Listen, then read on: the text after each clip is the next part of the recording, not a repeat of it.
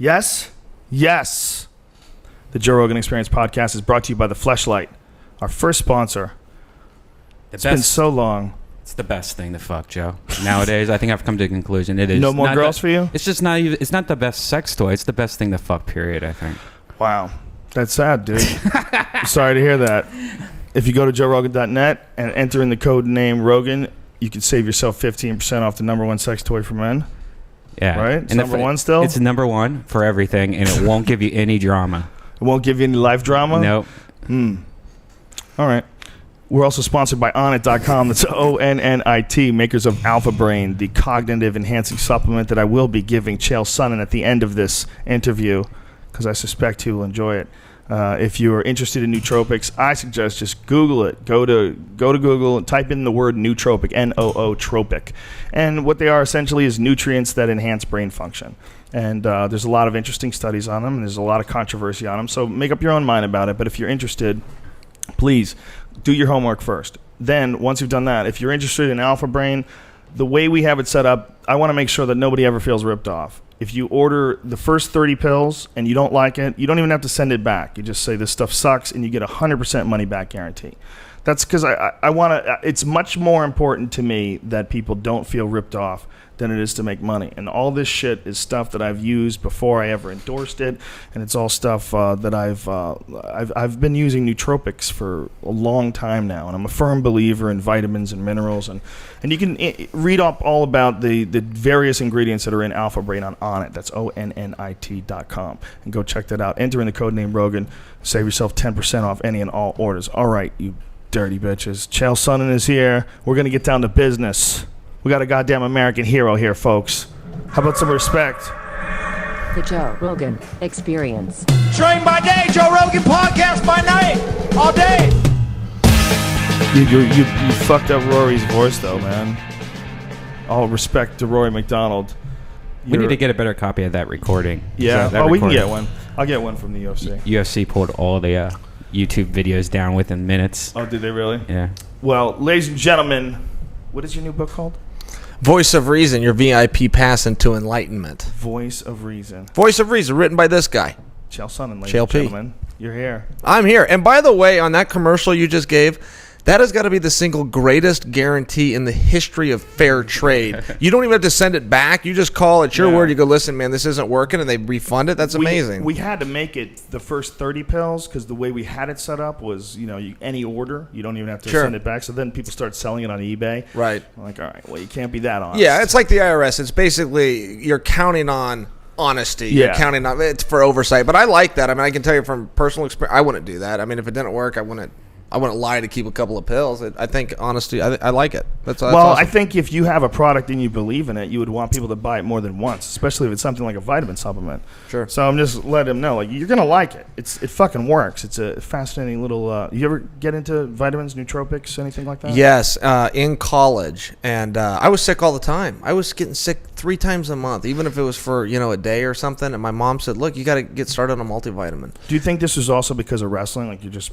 I training think hard so. all the time? Yeah, you're kind of in a good petri dish for sickness. You're malnourished, you're overtrained, you're not getting enough sleep with all the road trips and different time zones. Perfect petri dish to get ill. And I started on a multivitamin known as Centrum Complete, which has less nutrients than dog food. That's what my doctor told me. But it worked for me. Those small nutrients made a big difference. So when I realized, geez, I haven't been sick in a year, then I really started getting involved. And now I'm on some really good stuff you can't even buy over the counter. You've got to have a doctor order it. It's called Usana. It's very powerful. 4,000 milligrams of vitamin D. It goes on and on. USANA, Usana. Usana. Mm-hmm. And it's a combination of vitamins? What happened? Yeah. Something just happened? Some short or something? Quick blurb. I got it too, but we're back. Combination of vitamins and minerals. Yeah, and it's you can't get it in a GNC or something. You like cannot. No, and and again, let me tell you. Okay, most vitamins are 10% effective, 90% marketing. We all know that about nutrition, GNC type things. The ones that really work are 10% marketing, 90% goes into the lab and making them. Now, that very statement I just gave you may in of itself be the marketing that the people have put out. I don't know, but Right. that's what USANA is doing. You can't buy it. You've got to order it. They don't have enough to mass produce it because it's so potent and effective. Wow. But I have had a number of doctors with extensive reading say, listen, this is the one.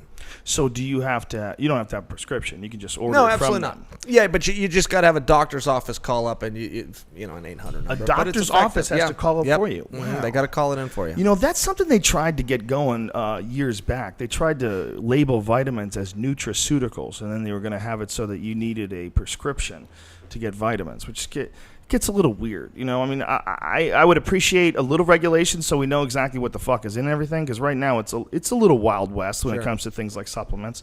But I just think that that's having to go to a doctor to get some vitamin D. That seems like I don't want that. Yeah, no, I hear you. But that comes back to my point that it's 10% effective, 90% marketing. You know, how many things at GNC are made in the same lab, but they're packaged different, and whoever can Right. get the word out more. And I can tell you, I've tried everything at GNC on the off chance that something might work.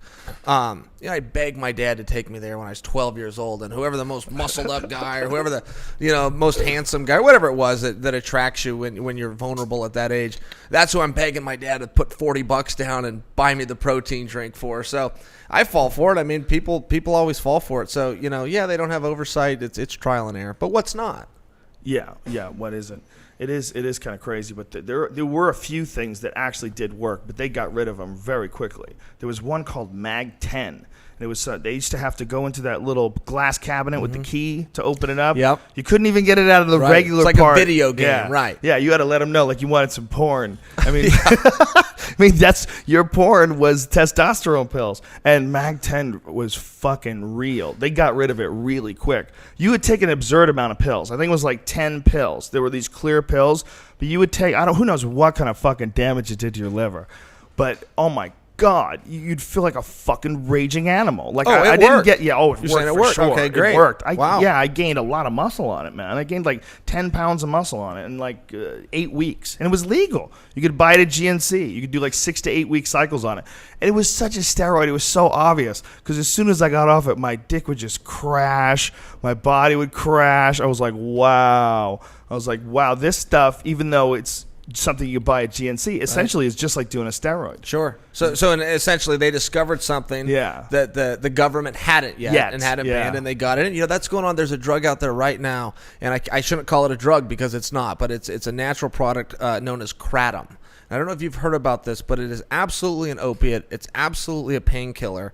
And those drive-through espresso places that they've got? We've got a place like that in Oregon, and the guy sells Kratom, and he makes $150,000 a year, and it's completely legal. The government has not caught on that this is a painkiller. You get a high, you get a low, you got a crash. I got a buddy that's coming off of painkillers. He got addicted to the Vicodin, and what he's doing is he's going and buying this Kratom for $10 a pill. He buys 5. It costs him $50. He goes every Sunday, and when he shows up at 10 a.m., Joe, there's a line waiting for this stuff. It's a drug, but it hasn't been found illegal yet. And I'm saying that because the story you just told about being able to buy a steroid over the counter, people are going to think that's not believable. That happens all the time. The government just hasn't caught on yet.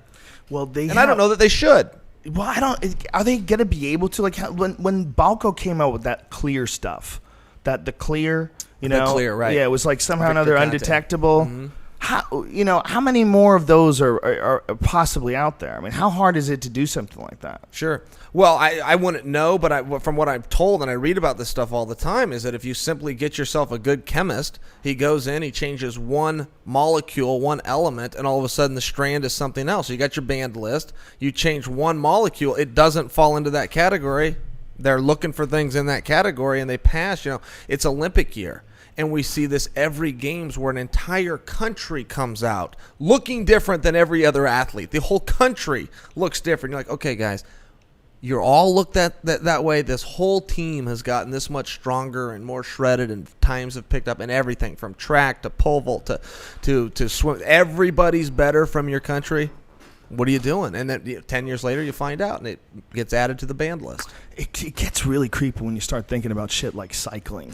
and you see all these dudes getting convicted and all these dudes turning on. I had a friend who was a professional cycler, and he told me everybody was on crazy shit. Sure. He said they all are. He said there's no way you can compete at that level. You're talking cycling as the professional cycling. Sure, and I'm thinking Tour you're de talking France about type shit. shooting up on and off of regulation. Okay, so we're talking Lance I meant Armstrong Olympic stuff. cycling. Sure. That I'm like, with you. like or any high level cycling, Lance Armstrong type Tour de France shit. Like you almost have to be on something to compete. Yeah.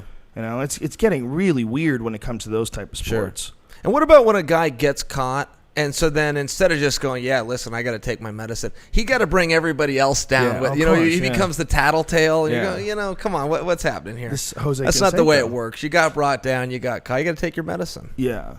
By Jose Canseco's that whole book and publishing and telling how it was really going down, that really cost him people's love. Sure. Like for his whole life. Yeah. Like that guy, if you ever read his Twitter, it's not comfortable. Right. No, I never have. Wow. He's got some dark shit in there, about what it was like when he had money, and now that he's got nothing, he knows what people are really like, and it's pretty dark. And a lot of it, the hate that this guy gets, emanates from the fact that he ratted out his friends. Sure. Well, I think there's something to that. I really do. I mean, even as a kid, nobody likes a tattletale. Yeah, nobody likes tattletale, even though he was telling the truth. Yeah, that's the other thing.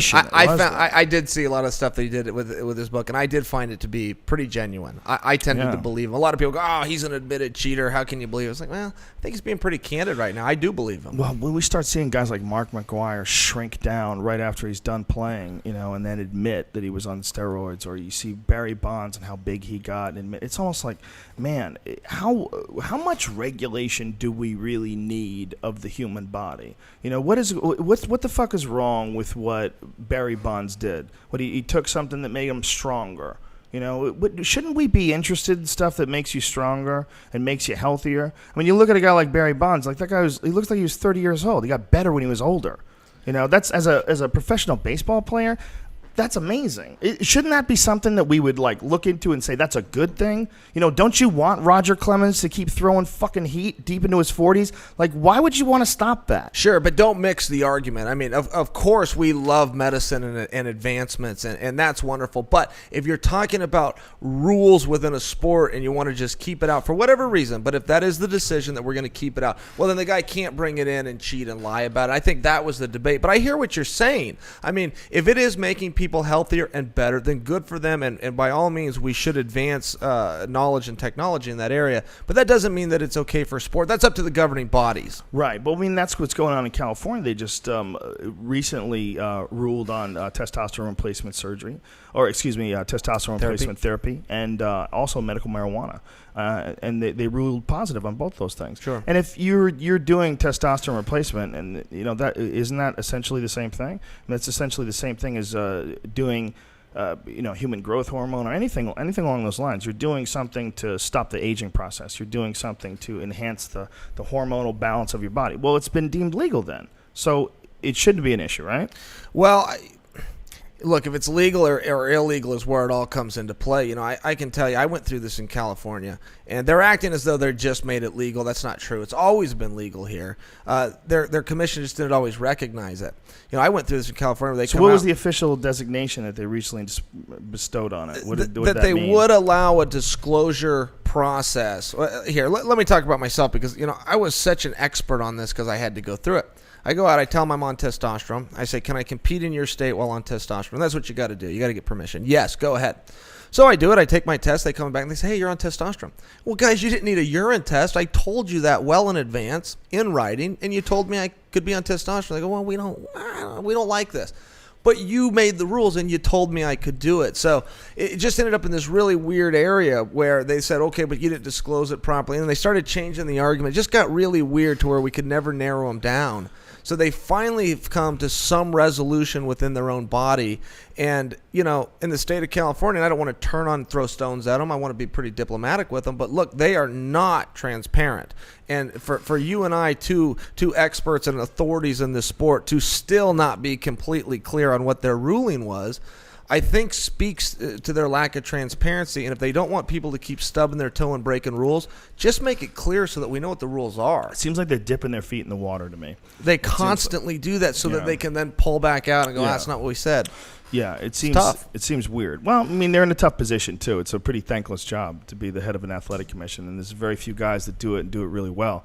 But it's not an easy job trying to figure out what's fair, trying to figure out what the playing field is, especially as science and medicine advances. I like the idea of a guy like Roger Clemens being able to play baseball because he's taking human growth hormone and doing testosterone. It doesn't bother me. Sure. Like, it really sucks that this guy, that he can't actually just say that. He can't just do that.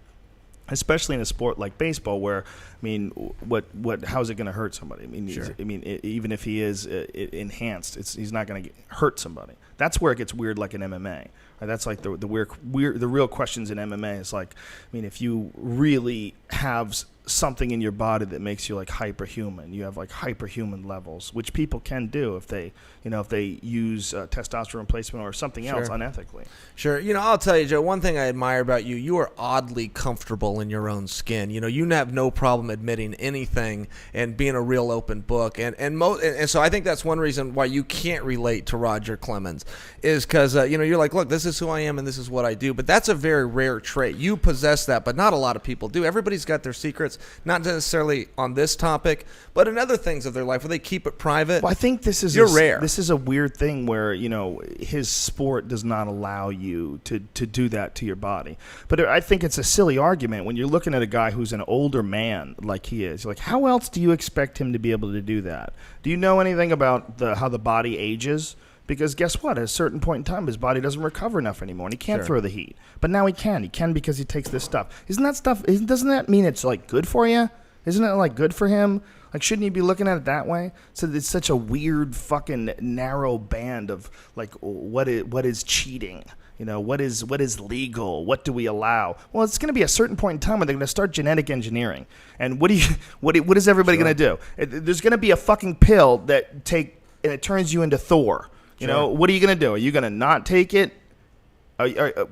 Why would you not want to be like a superhero? If I could give you a pill and it lets you fucking fly through the air and become bulletproof, you wouldn't take it? Of course you would take it. It would be amazing. No, I like your argument, and again, it's Olympic year. Olympics are my favorite sport. I don't watch professional sports, but I love every 4 years when the games come around. So you might hear me reference it a few times today. But, listen, the athletes used to be done at 23 years old. That was it. 23 was it. If you made 22, 21, that's usually. Now, look at the last games in Beijing. We had Dara Torres. She was 40 years old. We're going to have 40-year-old athletes on our Olympic team this year vying for medals, and that's a tremendous compliment to medicine. That's a tremendous compliment to technology and what we're discovering here in America and abroad. And then not label it. Don't label it as drugs or label it as cheating. Look at the fucking advancement. Look at what's happened. Sure. Well, and it's real interesting, because the only time you're in hot water is if it's a banned list. But, that's junk science, and it changes constantly. Things that weren't legal are legal, that are legal aren't legal.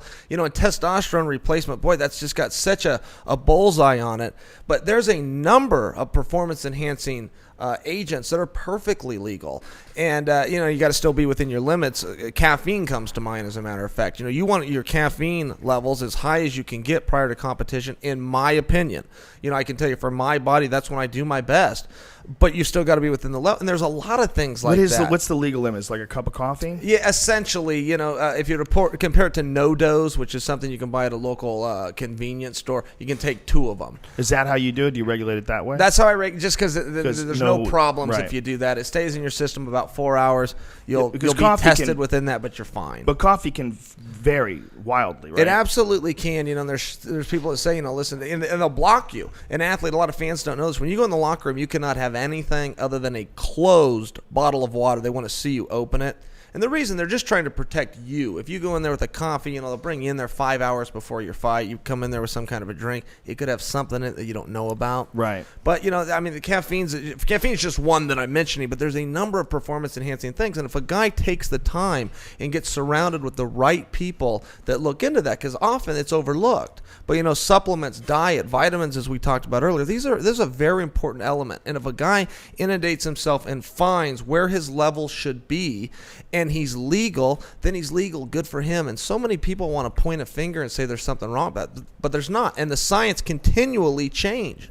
Continually. It's junk science. You bring 5 doctors in here, Joe, you get 5 different opinions. And you know what? It's also assuming that nature is fair, which I think is ridiculous. There are some people that have fucking incredible genetics, and there's some people that literally can't compete with them. Yeah, absolutely. They just physically can't compete with them. We both know guys who have been non-athletes that have tried to wrestle and they just couldn't do it. There's guys that are born with freak bodies. You know, there's guys that are, without a doubt, they're gifted genetically. You know, I mean, that's not fair either. You know, should we round people up by genetically, you know, what's their disposition? Should we, I mean, because if you really want to look at it, like, what's fair? Sure. Like, it is not fair that, you know, you can get a guy like, what's his name? Jonah Hill? Yeah. Right. And a guy like John Melvin Jones. Manhoof. Sure, Yeah. Melvin Manhoof, exactly. John Jones. There's no way you can tell me that those dudes have the same hand. Sure. Someone got fucked. Yeah. Yeah, the guy that you want to win is whoever worked the hardest, Right. showed the most dedication, Right. has the best skills. And that is a fallacy. Some guys will be born with a better skill set than other guys will be able to learn over a lifetime. Yeah. They just are. You know, you see it with speed, you see it with the ability to jump, you see, and it's just a natural thing. There's some guys that will take testosterone and still have a lower level than a guy that was just gifted with it. And you see it all the time. So I get your point. Yeah, it's not a fair playing field. And the idea is that your mind can allow you to overcome the disparaging genetics. You know, your mind and strategy is important, just as important as being physical. But that's always assuming that big, strong people are dumb. And guess what? A lot of them aren't. Sure. A lot of those big, strong, naturally gifted motherfuckers are also really quick, and they think quick. You know, I mean, look, a guy like Mike Tyson, people would always talk about how, you know, Mike Tyson wasn't bright. Mike Tyson was a fucking boxing historian, and maybe he wasn't educated, but he figured out the best style for his body. He figured out how to break a man down. He figured out how to put up a pace that other guys just couldn't deal with, and if he could just punch faster than everybody else could, that no one could fuck with him. He figured all that shit. There's an intelligence to that. Sure. To get excellent at anything requires an intelligence. That's what's really scary about a genetically gifted guy. Because they could easily be really smart. Bert Sugar just touched on that same topic with Mike Tyson, and he said he is very smart. He goes, I'm not saying he's intelligent. I'm calling him smart. He's very smart. Now, I don't personally know what the distinction is that he was getting at. I think it meant, you know, some of the bad decisions that Tyson made around town. Have you seen Tyson, by the way, the show? You know, he's doing this new show. It's amazing. I heard it's amazing. Do you know anything about it? I've known nothing. Oh, I got to tell you one he story. gets up and tells stories. Oh, I got to tell you one story. So let me set the scene real fast. Dana White went and saw this. Dana got invited. Him and Mike are buddies. So Dana, you know, he's backstage. He's having a great time. All it is Mike Tyson goes out, he's got a microphone, he tells stories of his life, and they've got a production. So if he says, you know, Don King in a story, boom, Don King's face pops up behind him on a big movie screen. So he's telling this story, and he brings up the Robin Givens era, where he's beating Robin Givens, and he's doing these horrible things to her, and he's going, listen, the one thing Robin never told anyone is that I was seeing her the whole time. You know, the whole time we were still seeing each other. Now, he didn't use the word seeing. I'm sure you can fill in the blank, but he's seen her the whole time. So he says, you know, one morning at 1 a.m., I drive over to Robin Givens' house. My mansion that I bought her that I'm not allowed to go to. And I'm ringing the doorbell. And this isn't all that uncommon because I do this a lot, except today she doesn't come to the door. So he says, I'm walking around the house. I'm looking in the windows. About 15 minutes later, I see her pulling up the driveway in a Bentley that I bought her that I'm not allowed to drive. So she's driving my car. She's coming to my mansion. It's 1 a.m. She gets out of the car. She brought someone home with her. So she brought a guy home to see her into my mansion in my car that I'm not allowed to be at. And when the guy gets out of the car, do you want to know who it is? And on the screen, up pops Brad Pitt. He was a waiter, and she picked him up that night. It's before he ever made it into the movies. So Brad Pitt's sitting there going, hey, man, hey, buddy, you know, I don't really know much about this. I know who you are. We were going to watch some TV, man. And Mike Tyson says, I could kill you right now. And nobody would. And Tyson walked away. He did the right thing, got in his car, and he walked away. But how great is that story? That's a great story. Holy shit, Brad Pitt. And somewhere his production crew found an old picture of Brad Pitt. You know, some of them are out there where he's in the chicken suit somewhere in L.A. trying to make it. It was one of those old school pictures before he ever got his break. Robin brought him home to Mike Tyson's house. Terrifying that must have been. Jesus Christ. Hey, man, let's be cool, man. Isn't it crazy that someone can get married to someone, just marry someone really rich for a couple of years, and you can just get fucking paid? You can just get fucking paid. If a girl can do that, a girl can meet a guy like Mike Tyson, trick him, marry him, manipulate him, rope him in, ride it for a few years, and then just reap the rewards. Yeah, and in this era of reality TV, we all know when that's happening. It's just the guy does. Like, does Chris Humphrey really think he was in a real relationship? I mean, God bless him. I hate to see that he got his heart broke, but I'm watching it from my couch on a bi-weekly basis when the girlfriend's forcing me. I'm like, Chris, this isn't an actual romance, man. This isn't how this works. Do you really think you're getting married to Kim here? I think he thought it was real. The whole rest of the world's going, you got to be kidding me. Well, he would say insulting shit to her that you should never take from a mate. You know, he said something, and I was on a soup with Joel McHale. That's his name. Oh, yeah. Funny Talented dude. guy, by the way. Very funny guy. And he's got this the sketch they're doing about Kim Kardashian and Chris Humphries that he said, why would you care? You know, he said something there like on the air, like, why would you care in a few years from now? No one's going to care about you anymore anyway. Oh. You know, yeah, and everybody clapped and we laughed and I cried, you know, for TV. Sure. But for real life, I look at it and I go, well, man, could you imagine saying that to your friend? What a cunt move that would be to say to your friend. If my friend said that to me, I'd be like, bitch, what the fuck am I doing hanging around with you? Right. I would cut that guy out of my life instantly because I'm not capable of saying something like that to a friend. No. And that's accurate, this girl, but it's mean-spirited. But it might not even be accurate. Who the fuck would have figured out that she'd be able to do what she's doing right now? That girl's making $60 million, whatever, a year. I mean, it's incredible. Wow. What he's going to see that she's not going to be able to figure out how to ride the tide? Maybe she can. Maybe she can, stupid. She already did. Sure. Look what she did. I mean, she's no genius, but there is genius in what she's done. There's genius in making a living by just being a person. Yeah. Oh, absolutely. It's very rare. I mean, you see it all the time. America always has to have somebody. It's usually some famous blonde. She pulled it off as a brunette. You know, it's usually your Pam Anderson, your Marilyn Monroe's. Well, she also pulled it off with a fuck tape with a black dude. Yeah.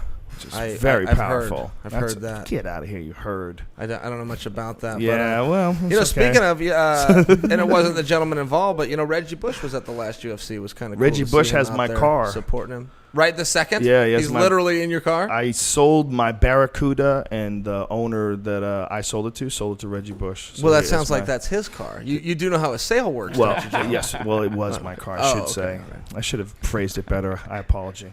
You got me. I had a 1970 Barracuda. I wish him luck with that fucking thing. Yeah, well, I mean, you need to be clear. You got a lot of tough guys as friends. I mean, I see Reggie Bush rolling around that car. I'm gonna go take it back in honor of you. But now that I know it's okay, it was a fair sale, and he's got the title. Then not only that, it was enjoy I didn't Mr. even Bush. change hands with him. I didn't even change hands with him. But yeah, he was dating Kim Kardashian. I know this. Yeah. Why do I know this? I have no not who the president of Poland is. I have no idea. But yet I know who Kim Kardashian was dating before she married this other fella. Yeah. and I'm doing my best to act like, I barely watched that show. But yeah, I knew it too. I guess I should be ashamed as well. Well, you are so good at promoting online and promoting in interviews. Have you ever thought about doing some sort of a limited version of a reality show? No. Not too intrusive? I never I appreciate the compliment. No, I never have. You know, reality TV is still pretty new. And to some generations, they don't know that. I like it. I'm a big fan, but you know, I got asked to do The Ultimate Fighter, our reality show in our industry, and I just passed. It just was something. You didn't want to coach? You know, I love coaching. I coach a kids team. What I didn't want to do was go to Vegas for 5 weeks, and now with the new format of live every Friday night on FX, there it's a 13-week process. That's what Dominic and Uriah are going through. That's a long time. It's a long time, you know, and it's the little things. Chunks of your soul in that place. For example, I have a dog. I can't bring him. Where am I going to put him in Vegas? Is Dana going to get me a yard somewhere? You know, it's kind of too much to ask of any, but I can't go 13 weeks without the little guy. Right. He'd go crazy. He'd forget who I was. He's the smartest dog. That's cute. What kind of dog is it? Oh, that's cute. It is cute. All right, please say poodle. I love dogs, man. No, he's a rescue dog. He's a terrier. He's a mix. I actually don't know what Yeah. completely is. But How long have you had him? He's a cute dog is what he is. 3 years. So you wouldn't. I mean, you could get a place. You could rent a place with a yard. I guarantee you. Yeah. No, There's you probably probably some could. You know, if I could fancy figure something out. schmancy high roller gambler type dude that would love to rent his house out to Chael Sonnen for a couple months. All right. Well, there you go. Then maybe There I you go. will coach the reality show after all. Well, You've saved the day. It would be fun to watch. I'll tell you that. Yeah, I appreciate that. I think there's some, I think that show picks up. The one problem I have with the show, because there is some reality TV I like, for example, Big Brother I got pretty into. There was this crazy guy in there named Will for one season. If you ever watched it, I'm not seeing any nods, so I'm assuming nobody saw. He was fantastic. It's absolutely fantastic because he'd go into the dark room and he would just tell the truth. I'm going to tell this girl this and then I'm going to stab her in the back on Friday and I'm not even going to clean up the bloody mess. It was he would say these crazy things and then he would do it and then he won the whole show. At any rate, the problem the Ultimate Fighter has is they put them in teams, but there is no team. And so, they'll go have the team will do a fight. And if your team wins, you need to win something. On The Apprentice with Donald Trump, if your team wins, boom, you get a night out of dinner. Or whatever it is, or you got to go meet with this guy, or y'all get some money. There's no team concept. Why am I cheering for my opponent? I want whoever the toughest guy is, whether it's on my team or their team, to lose. And then I want the next toughest guy to lose. I'm in this to win this for myself, and it's really important that those guys start to get that.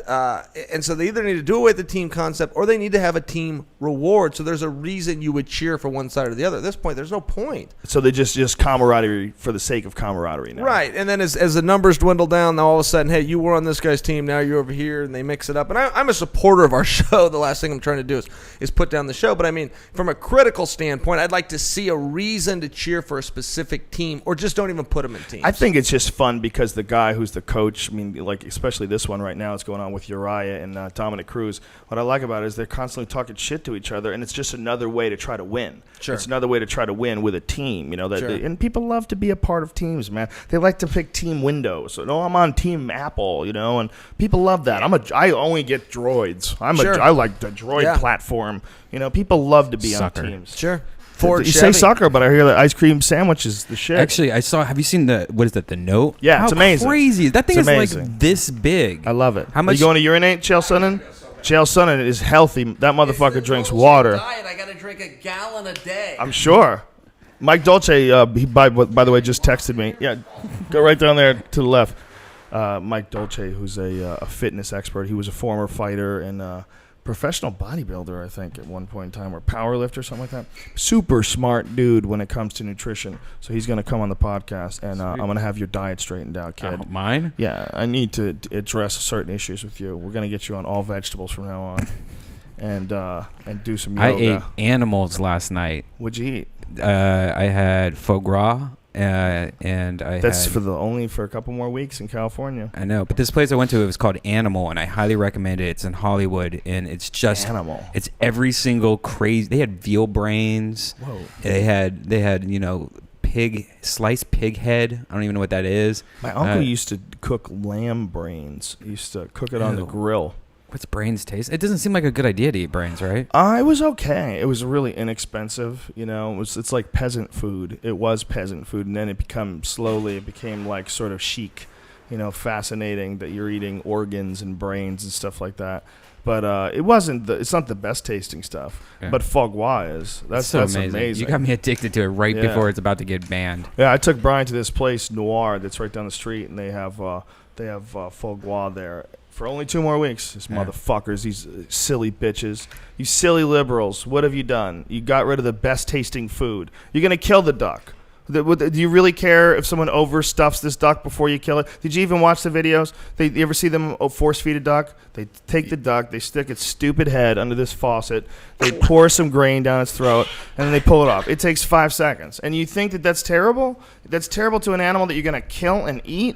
Really? It takes 5-10 seconds. It's not screaming in pain. It's for a human, it would totally suck to have food shoved down your throat. Right. But they have a completely different capacity to like absorb grains and stuff. I mean, it makes their liver swell up. It's like it's not good for them, but it makes delicious food. Is there a humane way to do it? Like, is there That like is a the humane slow way to do it. process? Or It takes 5 or 10 seconds a day, if that. It's really quick, man. I watched him do it. it's ridiculous. They take the thing. This is what we do. We grab them by the neck and you stick its mouth on it, and they get sort of used to it after a while. They just kind of like stat there. They pump grain down their throat, and then they let them go. And then they're done for the rest of the day. They wander around. Eventually, they're gonna fucking kill them. I mean, that's why they raise them. I mean, are we going to slowly regulate that away? I mean, this is not real cruelty. Veal, to me, is far more cruel and legal. And I'm more attached to veal because it's a mammal. I don't give a fuck about ducks. You know, if you take a duck and you stick it in there and you fill it full of grain, I don't feel bad. Ducks, I don't really like them. I'm not like a fan of ducks. I'm not a fan of any birds. I don't really feel like any affection for birds. But animals, I do. So we can do that for little baby cows and bend them up and feed them milk and keep them in the dark, and they never get to move around. Yeah, veal's that's sad. Legal. Veal's a tough thing, and I'm a veal. I really like veal, but if you see how that's done, it is tough after that. Once you know, I tend to agree with where you're at because I'm from the country. I'm from farm. I see this stuff all the time. People are just trying to get by and support their families. But I am surprised to see you take that stance. I'm very impressed by that. I didn't know you had an open mind. I thought you were narrowed in. I've misread you, Joe. What did you think I was like? Narrow, like hippie style? Yeah, narrow hippie style. Yeah, very liberal. No, I heard that you moved to Colorado at one point, and I thought, well, what's Joe doing there? I don't really. That's where I really learned to not like hippies when I lived in Boulder. That's when the reality of the hippie truly set in. You know, it's like if you're around hippies, at least 7 out of 10 of them are not going to have their shit together. Sure. 7 out of 10 of them are always going to need to borrow sugar, and 7 out of 10 of them, their car breaks down, they need to borrow yours. Yeah. They just can't quite fucking get it together. Well, the eco movement's a tough movement because if you go all the way with that, if you go all in, you got to start killing people. You're anti-human. Yeah. Right, because the human's the only thing that hurts the environment. We're fucking the craziest parasite of all time. Right. We're sucking all the fish out of the ocean. They say within like 100 or something years, there'll be no more wild fish in the ocean. I mean, it's incredible. So we're sucking all this and then we're throwing all our trash in there. So there's this gigantic like island of floating plastic as big as Texas. In the middle of the Pacific, and it gets bigger every day. I mean, we're crazy. If you look at us from like, if you were an alien species and you were observing Earth, you'd be like, look at this one thing just fucking everything up. Like, wow. Yeah, for sure. If you really wanted to go eco, you'd have to start killing people. You'd have to shut down power. Everybody gets a bike. Either you take a bike there or that's it. And hopefully you don't get stuck somewhere north. You didn't build your stupid house somewhere where it fucking freezes in the winter. Because if you did, well, guess what? That's just where you are. That's where you're going to be walking around now. And I hope your food supply lasts. I hope there's plenty of animals around you. You got to make sure you keep them coming because you don't have cars anymore, stupid. Right. Cars are bad for the environment. Yeah. I'm glad that you recognize that, though. Because I hear this eco-freako talk all the time. It's like, be real careful because you're anti-human if you want to go all the way with that, and most topics that you get passionate about, a guy that's willing to chain himself to a tree to stop construction gets pretty wacko. It's like, make sure what you recognize, you're turning on us. You're choosing us over a plant. But make sure that you at least acknowledge that. Yeah, well, my issue that I've always had with like people who are not just vegetarians and vegans, but are really kind of aggressive about it in the way they fuck with you. Sure. And they, hey man, I just want you to reconsider. I just want you to think about what you're doing. Well, you're killing life too, stupid. I fucking love plants. They're beautiful and gorgeous, and you have to kill acres of them every year just to keep your stupid fucking fat face alive. All right, that's an animal. That's rather that's a life form. That is a life. You're eating life. You're eating plant life. Right. You can't get by without eating life. All right. Life eats life. Period. So shut the fuck up. I got a chapter in my book on this very topic. Do you really? About cutting down trees, and it's like, listen, the older and bigger the tree, the better with me if you're going to cut it down. Let it go, let it make some sunlight, and let a couple of new trees pop up. That's the way that it works, and we use those trees, and we build our houses and paper, and it's an absolute necessity. But those are here for us, not the other way around. And, you hear these eco-freakos, of course, they only come out when CNN or some local camera crew is there. It's often about them, not about the environment. And that's where real frustration comes in. But, I hear what you're saying. In fact, we were talking about Kardashian a minute ago. Somebody just recently threw flour or something on her over in England, and she's pressing charges. It's like, hey, there's other ways to do it. Anything you do needs to be nonviolent. If there's anything we learned from Gandhi or Martin Luther King, it's you don't come around using violence to get attention. That's where It's the like Unabomber went off course. when people were spraying people's fur coats with red paint. Sure. You know, I mean, come on, man. Oils. You assaulted someone, and this very thing, one of the resources of that animal's body, is now you fucked it up and Right. ruined it. And Like, people quit listening to your argument. Yeah. Once you do that, listen, I'm out. They listen to your argument, and you have made that animal's death really kind of worthless now, because they're gonna have to throw this coat away because you spray painted it like a fucking asshole. I mean, it's Interesting ridiculous. point. Now they're going to have to go get another one to replace that Right. one. So, right, the punishment becomes the crime. I get it. Well, the whole thing is stupid. It's stupid to try to enforce your opinion so aggressively with paint. You know, that's assault. You're a fucking asshole. You'd be an asshole no matter what side of the argument you were on. Sure. You picked the side and you went full asshole with that argument. Where you you run out and try to assault Ted Nugent. You know, it's like that kind of shit. You know, Yeah. it's like, oh, he likes to shoot animals. Well, why don't you go down to go down to the butcher? Go down to that place where 1,000 cows a day have to stick their head into a metal trap and a fucking piston slams through their head. Go after them. Sure. Go. What are you saying? You know, are you saying that every animal that's ever lived should just live forever and take over the earth? This is stupid. Right. You got to eat some of them. Well, it's the food chain. It's natural selection. There's no way around it. And unless you It's want a silly wild argument. predators roaming around keeping the populations down, you're going to have to fucking kill them. So few people understand that. They don't understand how important hunting is for population control. They they don't get understand that. how important it is for traffic safety. Sure. People who don't live in rural areas don't. I drove home once. I had a gig in Western Massachusetts, and I was living in New York, and you have to drive down. I forget the name of the turnpike, but I had to go 20, 30 miles an hour because deer would just dart in front of the car, I mean, it was an infestation. Sure. I mean, I've never seen anything like it since.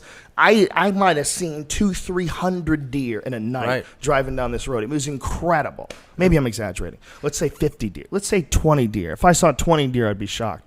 Saw a lot of fucking deer. Sure. I saw them all If you over saw the place. 3 deer, most people can't Yeah. relate to that, you know, and that's where our votes come from, is the city. And it's like, man, you got to listen to these folks in the country that are dealing with these actual things. Those things can fuck your car up, man. Real dangerous. People die all the time. There's a fucking wild video, recent one of a kid who's on a motorcycle. He's going 80 plus miles an hour and he hits a deer. And somehow or another he hits it perfect dead on, so he doesn't even lose control of the bike. He just boom. And he pulls his bike over, and his friend comes over. He's like, dude, you could have died. You could have died. Did you just see what that? He goes back, and the deer is just cut in half. He literally, like, the deer exploded on impact. That is amazing. Yeah. I have not seen that. Is absolutely amazing. I'm glad the pretty guy wild. didn't die. I thought that's what you're going to say. I No, didn't want to the hear guy about didn't that. even waver. I mean, he didn't even lose control. It was like, he was Bike never was lost so control narrow, of the just bike. cut it in half like a saw. You're saying basically. Yeah, basically. Wow. And at 80 fucking miles an hour. Jeez, the one-time speeding saves a motorcyclist in a wreck. Yeah, no kidding. Yeah, Right? 'Cause that'd if be you hit interesting it to talk. 20, Yeah, to talk to a physicist. If he was slowed down, what would have happened? Would have he not cut it in half? It would have been him. I don't know. Well, because it's Fascinating. like 80 miles an hour. It's like a bullet. You know, just bang to run right into that. Just probably just exploded. Wow.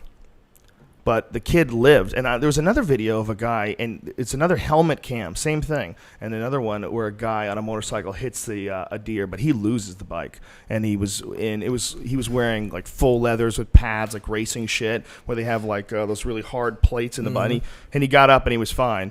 And and he was like telling people, look, this is the reason why you need to wear all this shit, because something like this can happen, and this just saved my life. Sure. But it's that's the video. It's about 30 seconds in when he hits the deer. Oh wow. See that? What was That was it. That was you're the deer. kidding me. No, back it up a little. Wow, he does keep control of that bike. Yeah, well, he's a good fucking rider too. You can totally tell because he didn't lose it at all. He's a bad motherfucker because when that deer hits him, he has a little jiggly moment. Wow. See that? And see that? Oh, Little my jiggly goodness. moment, going 80 fucking miles an hour. He hits a deer. That Is guy's this a bad YouTube motherfucker. sensation? Will people? I mean, did this go viral? Do people probably know what we're talking about here? Yeah, a lot of people know about this. I Wow. got a bunch of tweets about it. And so then his friend comes running over, and they go back to see it, and it's just splattered. Well, I sure am glad that guy's okay. That would not have been pleasant. I love bikes, but I can't do that. I can't fuck with crashing. No. You know, there's something about riding on something that Are you you have a to rider? Do you have a balance. bike? No. See that? You see the deer? I took my safety lessons, and I was ready to get a bike, and I saw one accident, and 2 friends saw two other accidents in like the course of like 3 days involving a bike. Wow. Yeah, one of them, someone like on a phone hit a car or hit a bike, just fucking nailed it, wasn't even paying attention. Guy goes flying off the bike. Another one, a friend of mine was riding through the canyons. He hit some salt or some gravel or whatever the fuck it was, lost his bike, ripped his shoulder apart. And then it was actually right around the same time that Frank Mir got hit too. When Frank got hit by a car and broke his femur. He was like on his honeymoon, I think. Wasn't really? Frank on his honeymoon? He was When it definitely on happened? vacation. I know he was on vacation. He was on his honeymoon. I'm pretty sure it was in Vegas that it Oh, actually was it really? happened. See, I thought it was overseas, like the Bahamas. I might just be adding that element. I used to be a historian, Joe. You used to not need to consult an internet if you had me around. I think and you're now thinking there's been about- so many shows I've lost track. You're thinking about Tito Ortiz. Tito Ortiz was in Jamaica, and he got hit by a bus.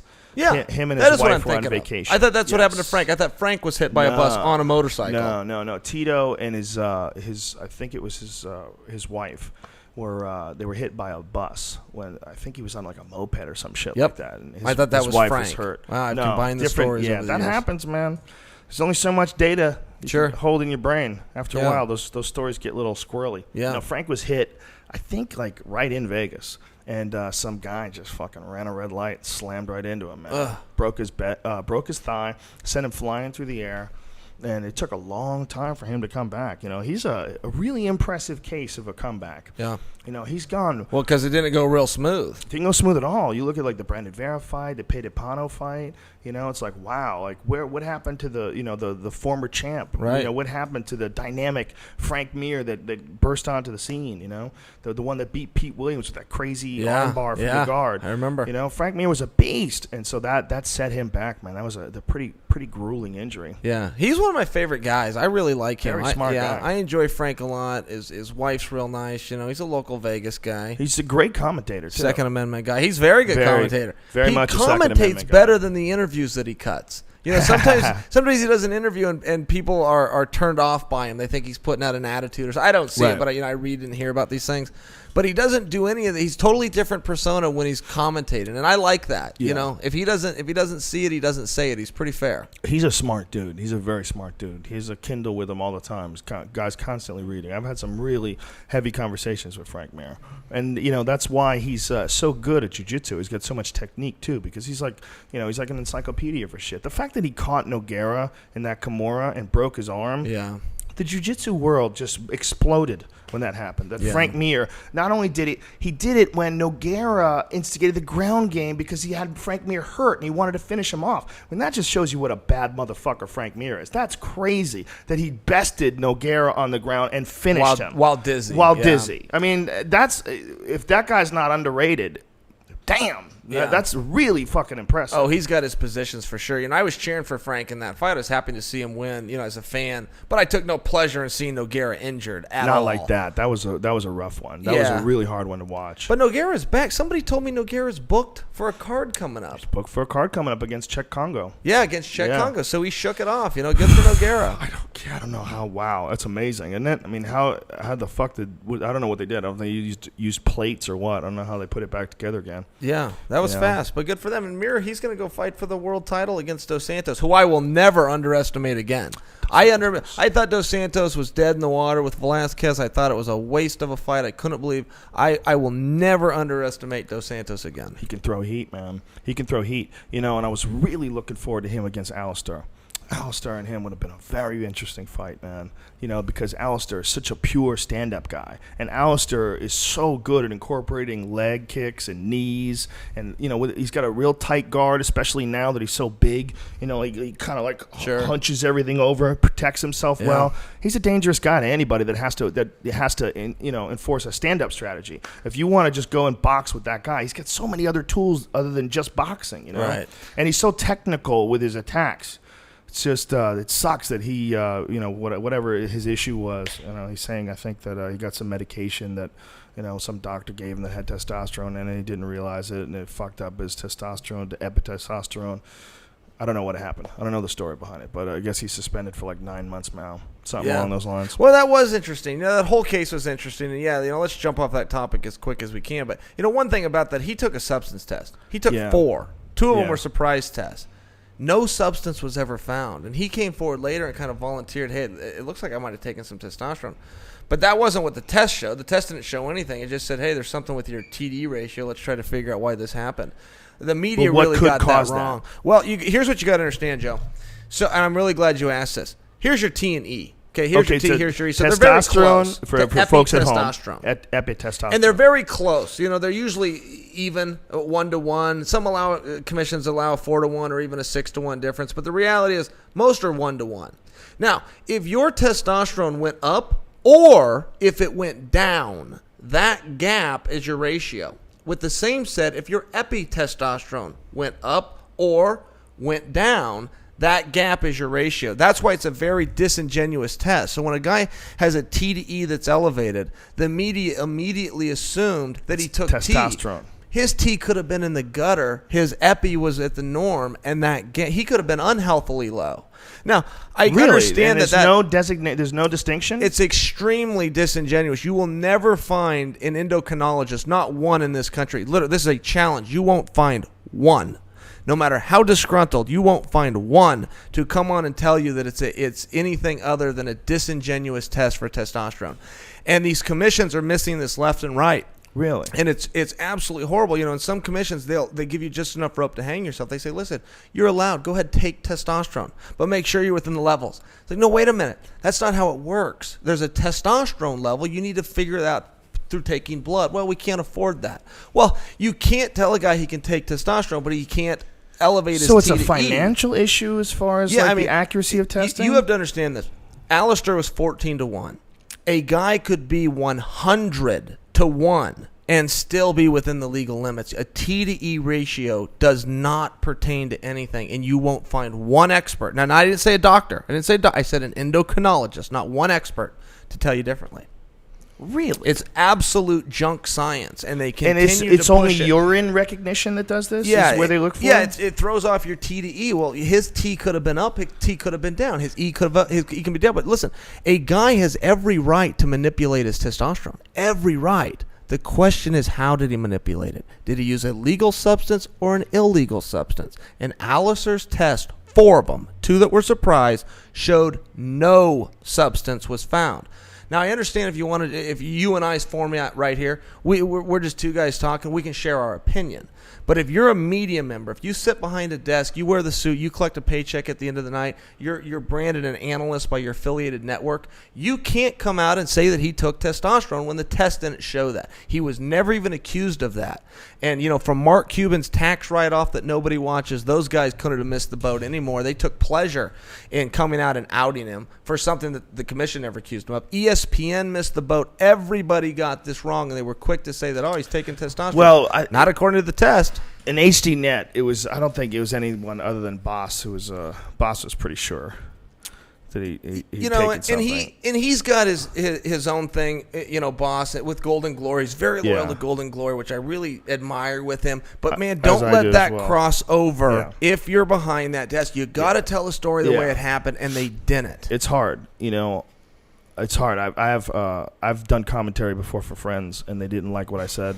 You know, and they got mad at me, and I would go, "Listen, man, I have to say what I see. Yeah. And if I see you're doing something, and then you get caught doing that, it's because I have to say it. I have to tell people what to look for. That's what commentary is. I can't pretend that something different is happening, so that you feel better about it when you listen to it, but then the million people who hear it are not getting an accurate account of what's going on. Like, you know, we had this conversation, Joe, in a bar, you and I, in Boston, and you told me a line, and I've stolen it. I've used it all the time because it's very accurate, where you simply said, if you don't see it, you can't say it.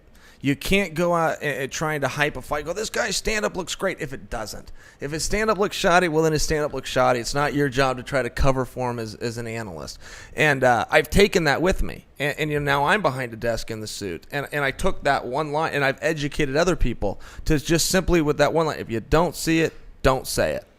Yeah, you have to let people know what your real opinion of it is while being respectful. And that's where people don't understand. Like, just, you know, if I'm accurate about something, it's not disrespectful. It's just uncomfortable. Yeah. It might be uncomfortable for you, but to label it disrespectful, you're not saying what I'm saying. I'm not saying there's anything wrong with you as a human. I'm saying, you know, when you might do a technique wrong, you might Sure. you might have an opening, it's not a disrespectful thing, but to a lot of fighters, like, it's your entire identity is wrapped up in what you do. But you owe that to the viewer. That's who's paying to hear you, not the fighter. You know, I can tell you, I thought I beat Michael Bisping. I thought it was pretty clear. It's very close. You had a different opinion, and I never sent you a text or was upset with it. You have your opinion, and when you're on the mic, it's your job to share that opinion. You know, my opinion, but I should clarify that. My opinion actually changed when I watched it again. When I watched it again, I thought your takedowns would have won it. Yeah, I appreciate. I had it the same way, and I'm pretty objective. I'm not afraid to go look. Yeah, I pulled one out. It's hard though when you're watching it live. You know, quite honestly, I honestly get a better view of fights a lot of times from watching it at home. The experience of watching on pay-per-view is fucking great. I mean, they always get to the right angle immediately. It's never like, you know, sometimes I'll look up and, you know, Herb Dean's right in front of me. I can't see what's going on, or someone's in a post. Sure. I don't know what's going on the bottom. Like when Alan Belcher and Husamar Palhares went at it. When they first went to the ground, I didn't know that Belcher, he instigated that position from the shot. You know, he's the one who pulled him into that position, and I didn't realize it. I thought that Palhares was diving on him because I couldn't quite see what was going on. So you do sometimes get a better view of a fight from watching it at home. You know, sometimes you get hyped up in the moment too. It's hard to. And off topic, but speaking of Belcher, you know, Dana gives a fight of the night. Fighter of the night easily was Alan Belcher. You know, Palhares is scary. He's flat out scary. Nobody wants to fight him because if it doesn't go well, you're going to sit out for 6 to 8 months. He's going to rip your legs apart. It can go really, really bad. For the folks who don't know anything about the UFC or jiu-jitsu and you're just listening to this podcast, Palhares is one of the weirdest like specialists in all of the UFC because his number one thing is ripping guys' knees apart. It's terrifying. Weird build, weird technique, huge Hulk-looking dude. Yeah, short, 5'8", and just built like a brick shithouse, and just dives on your leg and rips it apart. Yeah, horrific. The way he wins, people are screaming in agony. Yeah. And, you know, Alan did a great job. Amazing. I was happy for him. He dove right into the fire. Palhares win, too, because, you know, of his backstory, everything he's overcome. He's a great story, too. Well, but I'm a huge fan of technique. And Palhares' technique, it's not just his physical strength. His technique is masterful. The way he laces up leg locks on guys. The way he hit Macenzio. I mean, the way he laces them up, it's so pure. There's no fat in that technique. You know, I'm a fan of that, but I'm also a fan of a guy like Alan Belcher just figures out how to deal with it. I love that. I love that he just work specifically with guys like Dean Lister, and instead of saying, well, we want to avoid this, he was like, fuck this, I'll go to the ground with this guy. I don't care, I'll go to the ground with him. Right. And I think he blew his mind by doing that. I think Palhares he blew mine. He blew mine. When he started going for the twister, I was like, if he taps Palhares, this would be the craziest fucking thing I've ever seen. Yeah. Because he talked about that in his interviews leading up. I'll go to the ground. I'll put him in an ankle lock. And it's like, sure, how many guys say? And then he went out and did it. I mean, he didn't go for the ankle lock, but he went out and did it. He backed up what he said. Good for Belcher. You know, Belcher's had moments where I watch him and go, you are amazing. Yeah, he's a great guy. And on a bad night, he's still very good. But on a good night, that guy's amazing. Good for Belcher. Yeah, and he's had some tough times, you know, with his detached retina he had for a while, which is very scary, you know. To imagine, I mean, you're a professional fighter and you start to lose your vision because of fighting, and so they have to repair your eyeball, and then, you know, you have to have the confidence and the courage to go back out there and keep throwing leather and letting people punch you in that surgically repaired eyeball. Yeah. So he was off for a long time. I mean, you know how hard you have to work to make up that ground of those 6 months you lost, and now you got another 4 before. You got to work double time, triple time. It's incredible. Just to catch up. How long does it take just to catch up? So happy to see Belcher doing well. Yeah. It takes just to get back to where you were. And no improvement in technique, no improvement in conditioning, just to try to catch up. How long does it take to develop the win for a 5-round fight? For a real your rematch with Anderson Silva that you're training for? How long are you in peak ridiculous hard training to gear up for a 5-round fight? You know, the answer I give, because is a lifetime. You know, it's a lifetime. I worked so hard, you know, until I was 23 and finished wrestling to go 6 minutes. And it was so difficult to go 6 minutes at that pace of a wrestling match. Now 15 minutes. Oh my goodness, it's so hard. When you start to break into those 25 minutes, I don't know if the human being is meant to do that. St. Pierre keeps taking a lot of criticism. Well, the reality is you're asking him to do a monumental task, which is to go hard for 25 minutes. It's an impossible task to ask somebody. And there's a saying in boxing that if you go for the knockout, you will not win a decision. And you need to make your choice now. If I go for the kill, Dan Henderson style, and you don't get it, and then you realize that Shogun's still alive and you got to hang out for 25 minutes, it's not going to be a pretty 25 minutes. What a crazy fight that was. Yeah, you got to pace it. And a lot of people go, well, Dan Henderson's not in shape. Well, that's not the case. Dan Henderson's a human being. And human beings get very tired when they go for the kill. So you've got to plan it right. And George does plan it right. Now, if you want to see an exciting fight, shorten the rounds. And George will go crazy. I guarantee it. He did before. So you think it's just a matter of the human body has to work too hard to fight at a high clip for 5 rounds? 25 minutes is just too much. There's nobody sprints for 25 minutes. How would you have it? Would you have it? I always felt like it's kind of interesting. There's two schools of thought. One of them is that MMA is more difficult than boxing, and maybe the rounds should be in shorter length. But then the other school of thought is, but it takes a grappler a long time to get his opponent down, to work so hard for a takedown, and then only have like 5 seconds left on the clock. That's ridiculous. You need a 5 minute round at least. You take a guy down within the first couple minutes. You have time to work. You hold him down. You finish him. Sure. You have time to work. I hear you, but the competitors in no sport set the rules. It's the fans. It's right. The audience that sets the rules. So it comes down. But to I mean, if you are a fan as well, you are a fan as well. So if you're as a fan, I mean, taking yourself out of the equation, when you just objectively with all the knowledge that you have, what would you think would be the better format? Well, it is how I would answer you. Professional boxing is viewed to be very boring. So they call boxing very boring. Boxing's so boring. Well, that's not true. Boxing's fantastic. Go watch the amateurs. It's 3 3-minute rounds. They throw punches and flurries non-stop for 9 minutes. So boxing is very pleasing. Professional boxing, where you're asking a guy to do 12 rounds at 3 minutes, 36 minutes is unpleasing. Commentators have developed this feeling out process. There is no such thing. It's a unwritten agreement. You and I are going to go box. You and I both know we can't go 36 minutes. So I'm going to stand around and move around a little bit. You're going to stand around and move around a little bit. Once we get to round 5, now we both can do 7 rounds. Let's go ahead and fight. There is no such thing as a feeling out process in boxing. I've boxed for years. There's such a thing as surviving a ridiculous time frame that's put on you of a half of an hour. And so if you have a guy hurt, but he's got a good chin and you go for it, you're fucked. You're screwed. That is the saying. That doesn't survives. mean you're not going to find exceptions to the rule. But yeah, the basic belief in boxing, and I believe it too, if you go for the finish, you will not win a decision. Eddie Alvarez, does that name ring a bell? Yes. He's over in Bellator. Eddie Alvarez talks about this. You got 5 rounds, how are you going to do it? Eddie says, I don't train for 5 rounds, I train for 2. And Eddie Alvarez was like 32-2. He had an amazing record, and he finished guy after guy, but he also had a totally different approach. I'm going to go for the kill. If I don't get it, I acknowledge I'm in trouble. That's pretty but wild. 32 men didn't have an answer for it. And I really liked when Eddie said this. He and I were in Bodog together, and I heard him say that and thought, that's hyperbole. And I started watching. I go, no, he's serious. Wow. He trains to sprint and finish you, and he does guy after guy. And when it doesn't work, well, he's got problems. Melvin Manhoef, I heard you bring him up earlier. Yeah. Melvin will do the same thing. He's training for 3 minutes. Yeah, 3 minutes of fury. Well, that's one of the reasons I love K1. I love watching high-level kickboxing. It's 3 rounds. Sure. Big matches are 3 rounds. I used to love watching those 3-round K1 fights because that's about all those guys could take. The way they were going at it, the clip that they were fighting at. I mean, if you go back and watch like Jerome LeBanner versus Sure. Peter Aerts, they're just fucking swinging at each other. And they take turns knocking each other down. Aerts knocks down LeBanner with a high kick, and then LeBanner starches Aerts with a left hook. Yeah. Both guys have just got fucking waylaid on each other. They kick like you'd swing a baseball bat. Oh. I mean, it's just violent. Hey, speaking of the K1 and guys that did well, what's up with Bob Sapp? Now, these aren't real fights he's going to do in these countries, right? Is the opponent in on the gag? Like this guy that hits him after the bell for 5 seconds. Pudzianowski is a gentleman. He's a sportsman. He's going to punch somebody after the bell unless in the back you worked it out. Hey, let me cover up and then act mad about it.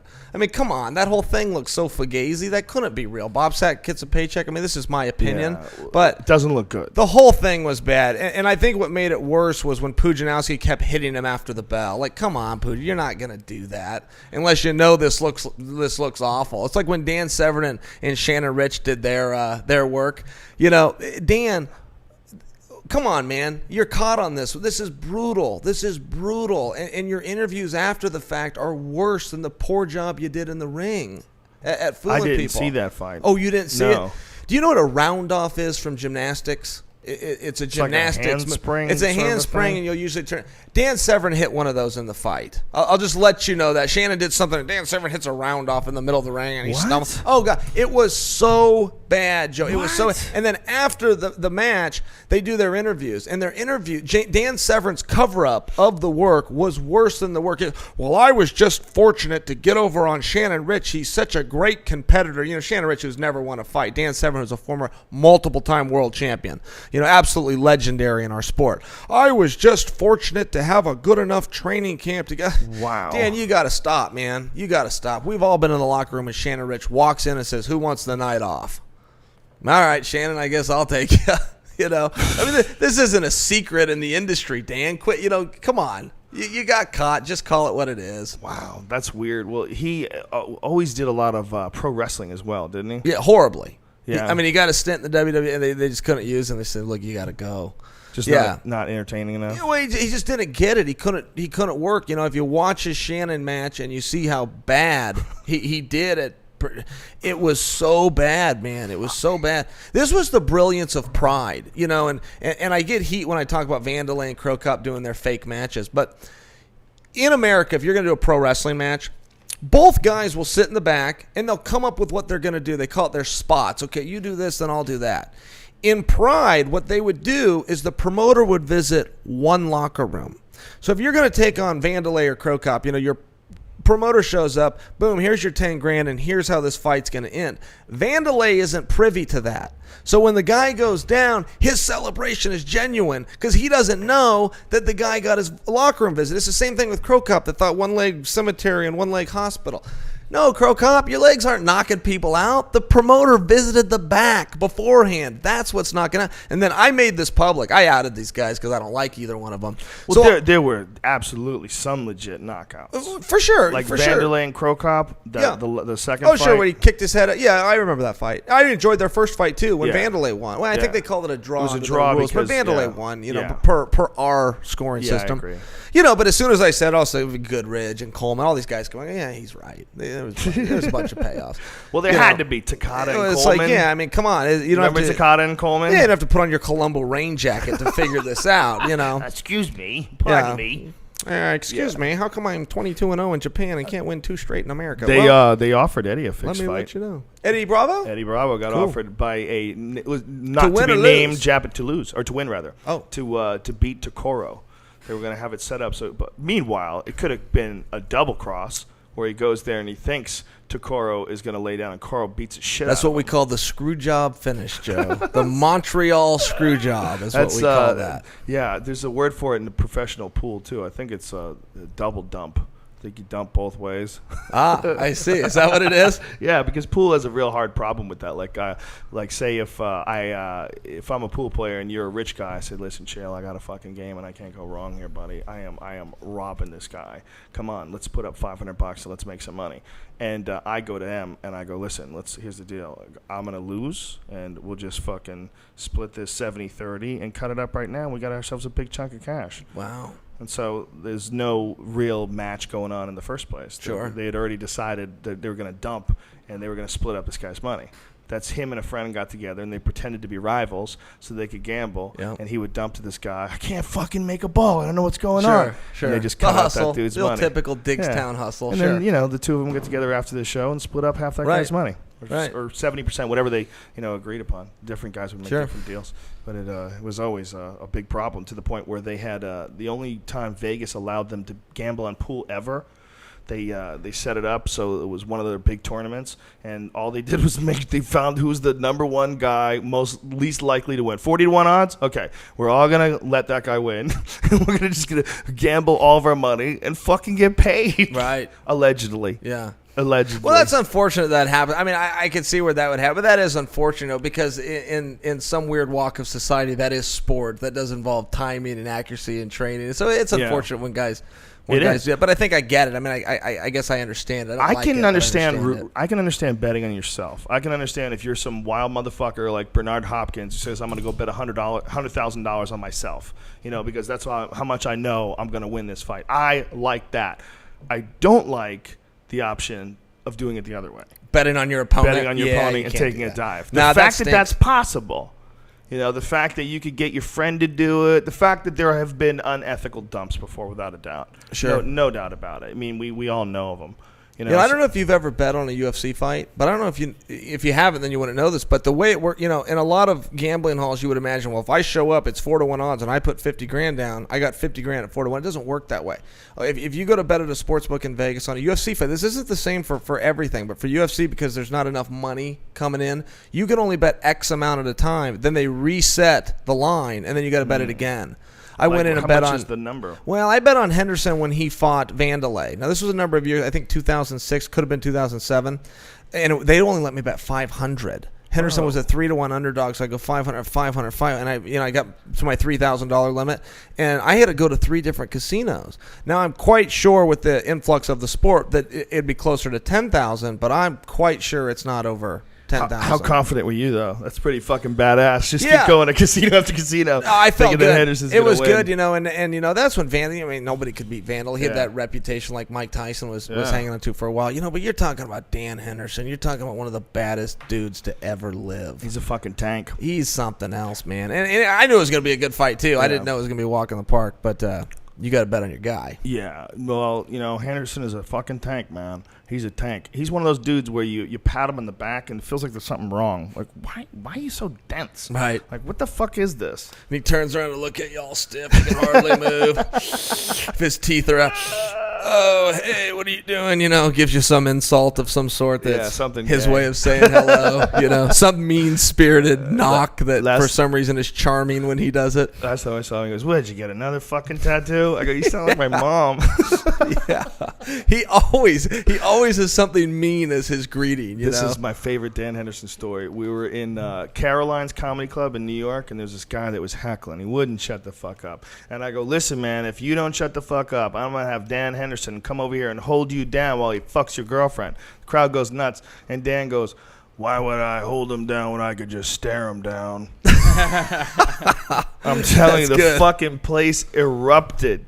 The fucking place erupted, and it was like one of the creepiest things I ever heard a man say to another man ever. Like, you could see the dude. The dude just wanted to crawl out of the room and just hide somewhere. Yeah. The feeling of looking over at that fucking savage after he just says something like that to you, and you're like, oh, let it change. Right. Let me get out of here. Well, and Henderson broke etiquette. There's an etiquette amongst men. If one guy's with a girl and one guy's not, you're always wrong. You let him look like a hero. Then it comes back to you someday. Well, I think in that situation, there was 350 fucking people in that crowd. That guy was a jackass. He was drunk. Dan Henderson was there, and he was like, "Well, I'll shut this fucking dummy up." Right. So I like it. It's a beautiful line. Yeah, he essentially trumped my heckler comment. Like I had shut him down, and then Henderson came along and put the nuclear bomb on top of it. Right. He put the verbal H bomb. The verbal H bomb on top of it. That's good work by Dan. It was very good work. On the spot like that, the best line you could have ever written. Sure. You can't write anything creepier than that. Yeah. Why would I hold him down when I could just stare him down? Right. That's a guy has to think like that. In order to have that thought in his head, in order to be able to say that verbally, I mean, if you're going to be a writer and you're going to come up with that, it might take you 6 hours alone doing cocaine and drinking coffee to pretend you're the type of guy that would think that way, to have that line come out of your character's mouth. Sure. It took Dan Henderson 1/2 of 1 second. Sure. He just waited. Well, this is the same guy that volunteered to fight Dos Santos 3 weeks ago to move up, arguably 2 weight. Because truly he's a middleweight. Yeah. He chooses to fight at light heavyweight. Yeah. He doesn't like cutting weight. Right. So truly he'd be going up 2 weight. Anyway. Yeah, he's great. He's a fucking great. animal. He's something else, man. He's an animal.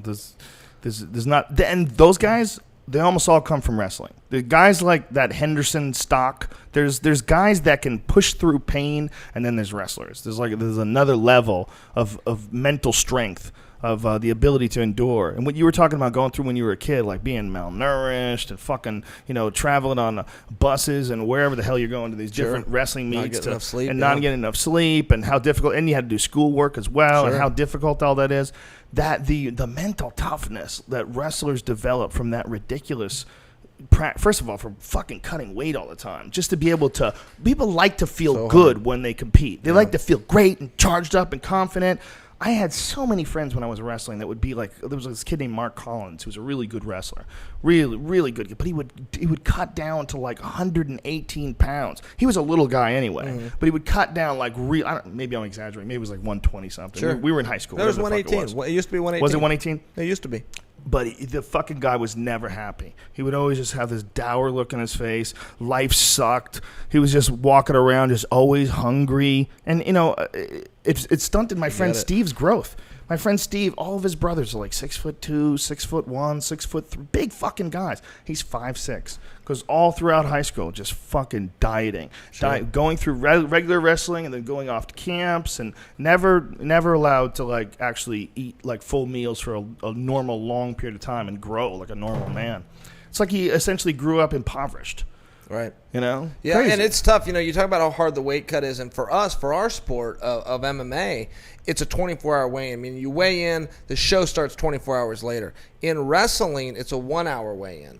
And not only that, Joe, the national tournament, the whole reason you wrestle, is a 3-day tournament with 3 weigh-ins. So you weigh in, you do 2 matches, you cut weight that night, you weigh in again, you do 2 matches, you cut weight that night, you come back for the championship. So yeah, so I mean, you're talking guys that aren't sleeping, they're cut weight nonstop, boom, time to wrestle. I mean, how do you do it? And it really is where the rubber meets the road. Sometimes the best wrestler often that had the best season, 35-0, will not even place at the national tournament because where he used to weigh in, have 24 hours, get on the mat, he'd win a dual meet. Tournament style, 1-hour weigh-in, you're on the mat, next morning weigh in again. And so is that like indicative of a style of competing? Like some guys like Frankie Edgar don't cut any weight at all. Other guys, is that the case in wrestling as well? Like some guys would try to cut the most amount of weight, but other guys would think that the best way to do it was be entirely healthy and just be natural and deal with a guy. Who's larger. Yeah, you see that all the time, and there's some guys that, I got a little bit more speed. This guy, he's going to come in the ring at 220. I'm going to come in at 204, but I'm going to be a little bit faster than him. And that's where Dan Henderson's made a living. Yeah. Dan Henderson's beat multiple heavyweight world champions, one from Big Nog to Fedor. Those are heavyweights, but when did he used fight that little Big bit Nog? of speed. Didn't he fought get Big armbarred Nog by in Big Nog? Well, yes, he absolutely did, but that was the rematch. He fought him in a tournament called Rings? King of Rings. Okay, so that wasn't really MMA. Like you weren't allowed to do certain things like strike on the ground, right? Well, there was some stuff that was held back, and you could strike on the ground. I want to say it was maybe? open palm. Open palm. Like that. Definitely no soccer kicks or pride rules. But, I mean, it was considered – I considered MMA, absolutely. He fought Gilbert because when you're on your feet, you could do everything. Right. It was something about with the takedown. I believe it was an open palm to the head. Isn't that crazy when you see, like, Boss Rutan-style pancrase fights? Sure. Like, what a weird fucking hybrid of the two. For folks who don't know, you were allowed to kick with, you had these, like, boots on that had shin pads on them, but you weren't allowed to punch the face. Instead, you could slap people, full blast. Right. And Boss Rutan figured out a way how to pull his hand back way far. And when he would throw, I don't know, I can't even bend my hand back the way he would do it. And he would essentially be punching you with his palms. Yeah, the palm strike. Yeah, he got so good at just punching, throwing, like, punching techniques in the palms, whereas everybody else had kind of like they hadn't figured that out yet, and they were slapping each other. Boss was a master of that. I loved watching Boss's old fights over there. But some of those were fugazi too. Some of that pancrase stuff you'd watch. Go, now wait a minute. Yeah, come on. No doubt. There was definitely some fixed fights. It's weird that some guys don't want to admit that, but now I think they should. I think they kind of owe it to history. We know that there was a lot of real fights for sure, but there was no question about it. There were some that were a little funky. But that comes back to the point I made earlier that both guys aren't necessarily in on it in Japan. Right. Crow Cop, those guys really think they won, and if you tell them they didn't, I mean, you're talking about really hurting a guy's feelings where he gets, he'll get fighting mad over that, and you go, hey, listen. What fights? Eventually, history will come out and show itself for what it is. But what fight? That's really hard because I don't know all those guys' names. But Crow Cop fought one guy that wore a pro wrestling mask. He is a pro wrestler. He wrestles under the name of Dos Caros. Yes, Alberto Del Rio is what his name. Okay. But of course, you already know that. That's what he comes out and says. He's a very funny guy, and he's talked about it a lot. Yeah, they brought me. I don't know anything about it. I got to fight this Crow Cop. Eventually, he's going to throw a head kick, and I got to make it look real. He's talked about it. Crow Cop would be, he'd be stunned to hear that. I believe Crow Cop did not know that these were fake. Now, I didn't have that realization when I first outed him. I came to when he responded. I thought, you know what?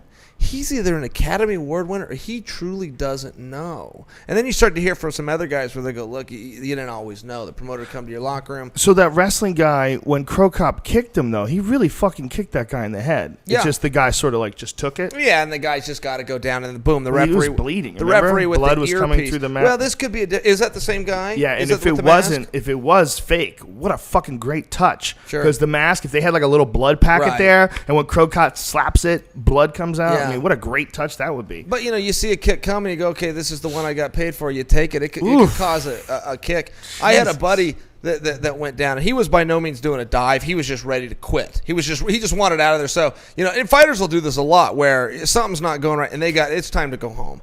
And, they'll usually the rear naked choke is the big one for, hey, get me out of here. But so my buddy decides that he's going to go down on a fake knockout. So we're in Bodog in Costa Rica. Dan, this guy named Dan Stevenson, the big Viking guy, used to fight in the UFC a couple times. Dan Christensen, is that what his name was? Anyway, Dan throws the punch. My buddy Jeremiah goes down. The punch missed. Jeremiah goes down. But the referee, Troy Waugh, doesn't catch it in time. So now my buddy who's out cold, well, now Dan Christensen's going to come down for the finish because the ref hasn't called it. So my buddy who's pretending has to come back to life. He has to come back to life to lay there and go for TKO. So when you watch on the replay, you're like, wait a minute, thought you were out cold. How come when he came down on you? It was pretty bad. But, you see that stuff all the time. And that's not to say the sports fugazi. That's competition. What you're trying to do, what I'm trying to do when I'm fighting is make the other guy quit.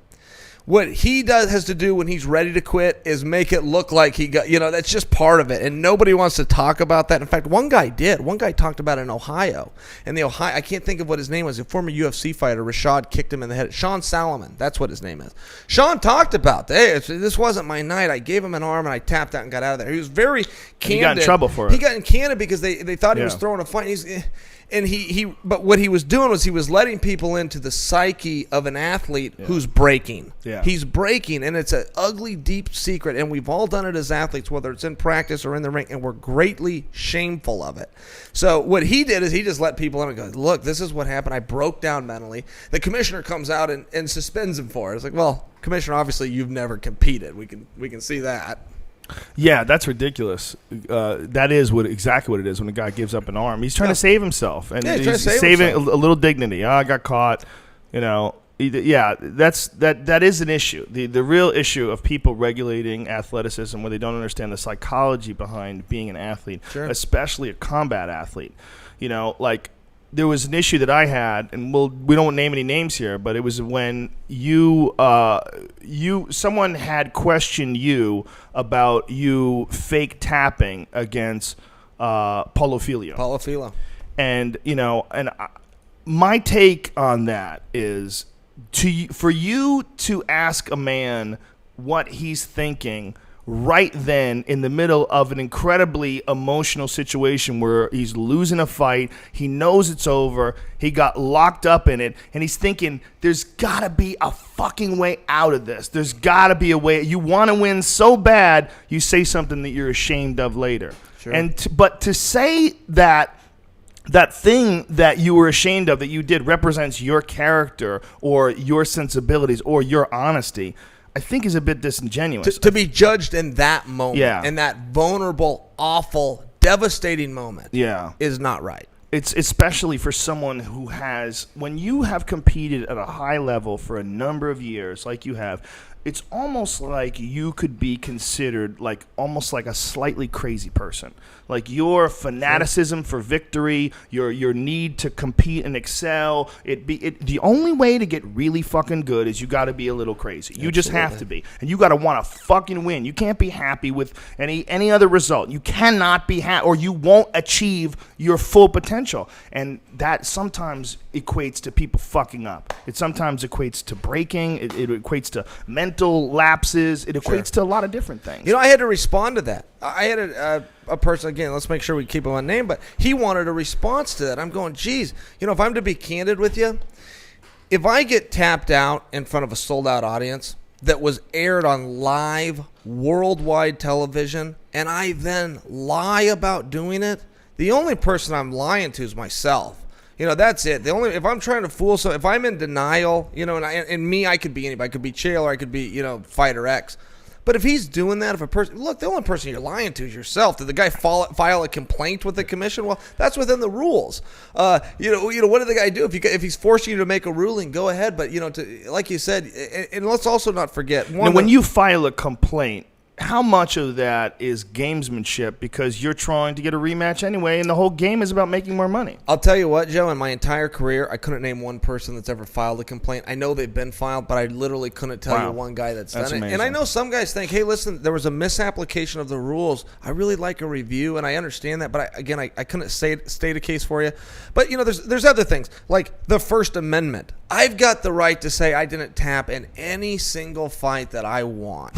Okay, the second one fight ends, the marketing for the next fight begins. And if a fighter chooses to do that, he's got everywhere. There's nothing within the rules of a commission to say what a guy's going to say in his post-fight interview. That's silly. So you will say, you're essentially admitting that you will say untruthful things just in order to keep the hype going, and that people should not misinterpret. This is a blurry line. Yeah, for me, no. A pro wrestling blurry line. I'm not saying that for me, but I'm, you know, if I'm saying me, I just mean an athlete in general. Okay. And it could be any sport. But first off, an athlete is not under oath. Right. So he can come out and say Right. whatever he wants. He's just a person. Right. And secondly, if one competition ends, it could be baseball or fighting or whatever, the makings and the matchmaking and the shuffling and the politicking for the next event begins. Yeah. And for somebody to come in and want an answer for that and try to attempt to regulate you is beyond inappropriate. I mean, I would want to say it's illegal. Again, it comes down to First Amendment. A guy can say whatever he wants. In a post-fight interview or post-match interview or game or whatever it is. I want to take myself out of this now. And Right. just, you know, a person in general. Come on, he can say whatever he Well, wants. He's not under especially if you're considering that part of you as an athlete to be sort of performance art. You have an act. I mean, and that act enhances your overall brand. I mean, when you go out there and you talk a bunch of crazy shit, whether or not you believe in it, and people start talking about you, it becomes monetarily advantageous to do that. Sure. You make more money that way. Brock Lesnar, I Yeah, think a perfect perfect. example, you know, UFC 100, all of his fights. You know, Yeah. Brock was always fun to listen to. You want to know who else is fun? Is Quentin Jackson. Yes. You know, Quentin finishes a fight. We all sit there in the living room. Wait, Quentin's about to talk. And he Right. says something funny, whether Yeah. he, you know, gives you a hard time or he's Black on black crime. inviting people to an after party. You know, it's funny, and that's part of the Yeah. show that people paid for. So that's not to say a fighter or, again, any athlete has to do that. But if he chooses to, he's got to be considered outside the scope of the regulatory body. I mean, talk Yeah. about them overstepping. That's beyond inappropriate. Well, I certainly think you should be able to ask a guy after he's fucking taken a shower and tell us what happened. I fucked up. I said I didn't tap. Like, I was just losing my mind in there. Sure. Yeah. But even if he doesn't, if he wants to take it to the grave, Yeah. let's not forget the guy doesn't owe you anything. He's not Right. under subpoena. He owes you nothing, including the truth, if that's his choice. So for a government official, because that's how this started, as you were talking about a government, for a government official to get involved and act as though he's going to suspend or uphold somebody's license because he didn't like something that he said in the media is inappropriate. I agree. Now, what happened to you? I'm fascinated personally by big leaps in development. I'm always fascinated when you hear about a guy. Well, yeah, he was a blue belt, and then something happened. And he went into a few seminars, and before you know it, he's fucking killing everybody at the Mundials. You went from UFC. Was it UFC 60 that you fought Jeremy Horn? Yeah. You were having some tough fights, I'm man. very impressed that you know that, by the way. Good job. Thank you. See a lot of shows. I can't remember where my fucking car keys are, but I'll tell you random UFC Sure. facts. I have no idea where I put my cell phone, but you fought Jeremy Horn, and then something happened between then and when you had a resurgence, which was say? What do you attribute your resurgence to? Like, what year do you think it's really started? I know where you're going with this, and let me jump ahead. What you're saying is, hey, I had some major submission problems, and all of a sudden I started submitting some guys. Well, not just that, man. You became a more confident guy. You, I don't want to undermine your confidence before because I didn't know you. I mean the way you presented yourself, I should say. You got way better at marketing yourself, and you started fucking dominating top five. It's like you hit your own. You had a personal wall, and you got through that fucking thing. And you made a big leap. And when you fought Nate Marquardt, I think that was the fight that really opened up a lot of people's eyes. It's like, whoa, like Chael Sonnen's a motherfucker. I remember me and Eddie Bravo had dinner after that, and everyone was like, how about that power double? God damn! It's like Nate could not keep you off of him, and we were thinking about it, and it was like, wow, what a nightmare. It's like you had figured out a way to get all of your potential out inside the octagon. What happened? I appreciate that, and you don't know in training either. For me, I had a fight with Yushin Okami. He was ranked number 2 in the world, and I was just one of those guys that was kind of looked at as a top 10. That was right before I fought Nate Marquardt, and it gave me a lot of confidence. But here's what happened, Joe. I have never lost a round of fighting. And when I say that, sometimes a guy will laugh, because I've lost some fights. But I've never lost a round. I've never had a fight where a judge ever scored a round against me until my last match with Bisping. So at the point of your story, though, I sit down one day and I'm looking at it. I'm on SureDog.com. I bring myself up. I'm looking at my record. I've won every round I've ever fought. I've never been in a tough fight. I've never had stitches. I've never broken it. I've dominated everybody, and I've lost 8 fights. And I lost all of them by submission, and I lost all of them in the second round. And I'm staring at that on the computer. I'm staring at these numbers like a CEO would his spreadsheet. And I'm saying, there's something going on here, and it's not physical. There's something going on that I can dominate 8 minutes of a fight, 7 minutes of a fight, 9 minutes of a fight, and find a way out time after time after time in the same round with the same move. And so I went and got help. I went and got professional help. And I sought out a doctor, Ed Versteeg. I hate talking about this because this was a real secret. It was a real turning point for me is when I went in, worked on sports psychology, got hypnotized. I was never the same. I was never the same in practice. My attitude was different. Controlling my diet, being disciplined, falling asleep, the way I approached battle, the way I approached the second round. Everything changed, and it changed to the point where I hate to say what I just said, and now it's too late. Because I felt like it was my secret. Mm-hmm. I discovered and I don't want other people to know. I'll write about it someday in a book. I'll talk about it, when I'm retired, but I'm not going to tell anybody because it's competitive edge. And when I started seeing a sports psychologist, when I finally came clean, it was like being an alcoholic. Before you can get help, you got to admit you have a problem. And when I finally admitted I got a problem, when I finally said it, when I finally could acknowledge and look somebody in the eye and tell them, this is what's going on. I'm finding a way to lose as opposed to win. I work harder than these guys. I've been at this longer. I'm losing. I know how to stop submissions. I'm finding my way into them. I'm finding a way out. And that's what's happening. And I had to acknowledge that. And once I did it, I never lost again. I lost to Paulo, which was, the controversial one. I lost to Anderson after dominating him. I've never been beat since I saw this doctor. That's incredible. Now, Joe, let me ask you a question. Are you ever allowed to give a shout-out on the show? Like, do you ever say hi to anybody? Like, if I was to say hi, Brittany, because my girlfriend just texted me and said she's watching this show, and I mentioned the name Brittany to earn myself special points, is that going to tick you off? Because I won't I'm not even going to say Brittany if that's going to be like a cheap plug and you're going to get mad. I'll do it. Hello, Brittany. Thanks for tuning in. Thank you, buddy. You're welcome, Very pal. nice of you. That's a beautiful story, man. I knew there must have had been something on the mental side because I remember, as you do, that the Yushin Okami fight was an excellent performance, and I remember being real impressed with that, but even more so impressed with the Nate Marquardt fight because, I knew that Yushin was a grappler, and I wasn't surprised that you were a stronger grappler than him, but I was surprised that Nate Marquardt just couldn't stop you from taking him down. He just could not stop you. And the way you were doing it, you were ragdolling him to the point where we were like, Jesus, like this guy's a fucking nightmare for a lot of dudes, man. And we started doing the matchups. You start thinking in your head, what about him? But when you fought Anderson, man, woo! That was a crazy fight, man. For 4 minutes or for 4 rounds, and how many minutes into the 5th round? 4 minutes and 31 seconds, but who's keeping track? 4 minutes and 31 seconds of a 5-minute round, motherfucker. What was that like? What was that like when it happened? It was devastating. I'll tell you what. I had no idea what was happening in that fight. None. And when the fight was over, I was devastated, and they I came to, and I said to the ref, the typical thing, like a doofus, what happened? Right. The referee, Josh Rosenthal, is a fantastic referee, simply says, you tapped out. And he looks at me for a response like I was going to argue, and I simply say, I believe you. Now, I knew that because ESPN zoomed in on that and showed it, but that's all I said. I said, I believe you, and that was it. Do you remember what happened when you were? Did you think of tapping and you went out? Like, what happened? No, I remember falling asleep. It's a very weird experience if you've ever been in, and I know you practice it, so you have been, but it's a very weird experience, when you're actually going to sleep but you're trying to stay within reality. And I remember having a dream thinking, well, if I tap, I could get out of this. Nah, let's not tap.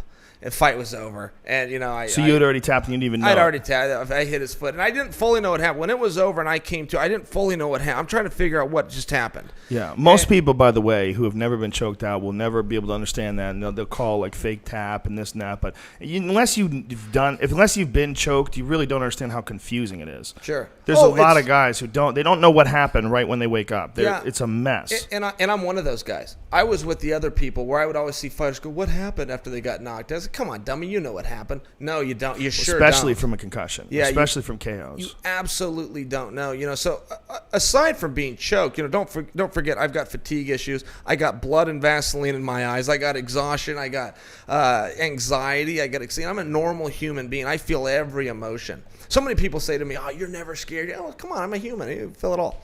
But so I lose the fight. We go in the back, and they bring me the fight of the night check. They pay you immediately if you get a bonus. Boom, here's your check. And I remember thinking, you gave me that out of sympathy because that was such a boring fight. Nothing happened. You gave me that as sympathy. I'll take it. And I'm fighting back the tears. I'm just devastated. I'm absolutely devastated by this defeat. And later, the fight gets named not only Fight of the Night, it was called Fight of the Year. We won the award from Fighters Only magazine, which puts on the award show for Fight of the Year. So it ended up being a really good fight. But my point that I'm trying to get at is that's how out of touch I was with what was happening in the ring. At one point, my cornerman told me it's round 4 when it was round 5, or he told me it was round 4 when it was round 3. Whatever it was, the corner had the rounds off.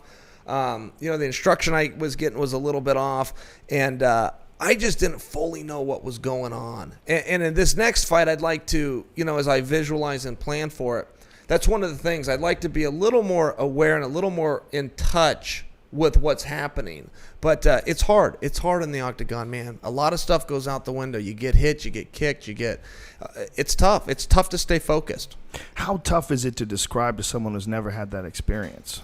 It's almost impossible. I almost can't do it. It's like when, an executive director comes at you and wants to know, like we were talking about earlier, hey, why'd you do this? And you're kind of going, I don't really know how to put it into words, and I don't mean this condescendingly, but obviously you've never been in that spot because it's one of those indescribable feelings.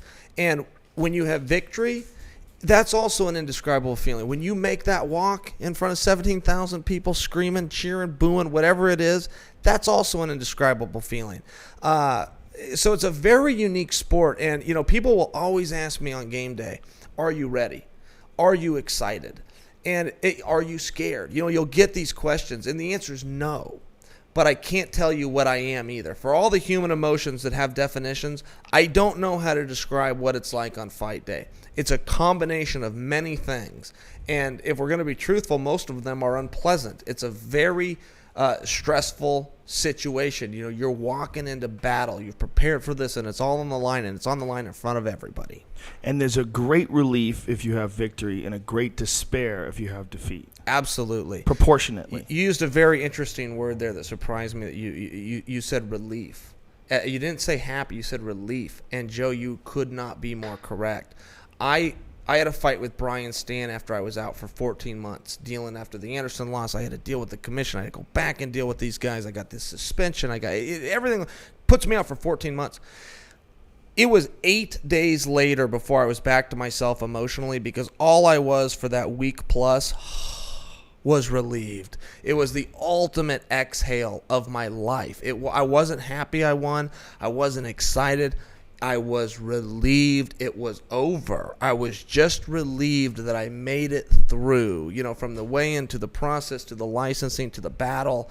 I made it through and got out of there. That's very interesting that you used that word. Well, I used to experience that relief from Taekwondo tournaments, which in comparison to MMA is absolutely, it's benign. I mean, it's not even remotely as draining, as physically demanding, as scary, all the above. But I still would get a great relief when I was done. I'd go through a tournament, it'd be over, I could rest for a couple weeks, I wouldn't have to think. And then when I finally stopped competing completely, it was the weirdest feeling ever. This weird feeling of not worrying about 6 months in the future, like don't have a drink now because if you do, what if you wind up getting drunk and then you can't train as well tomorrow, and then 6 weeks in the future you're off and you lose because you fucked up and you slacked off. There was always this impending doom cycle. With MMA, it's got to be 100,000 times that. No, Joe, last time I tried to sneak out of here to go to the bathroom, you made an announcement, Chill, you're going to urinate. Don't tell anybody. It embarrasses me. I like to sneak out like a little kid. I'm sorry. So don't mention it. I won't say Okay, I'm going to run out, but I don't Okay. want you to tell everybody. I won't even talk about it. Are you going to snap one Okay, off? now, Joe, I want to tell you this, though. Okay. When I come back, Yes. because I don't know what our timeline is, but can I do have whatever a we want. story that I Okay. want to make sure I tell. Do you know who D.B. Cooper is? Yes, I do. Bring him up when I come back. Okay, I will.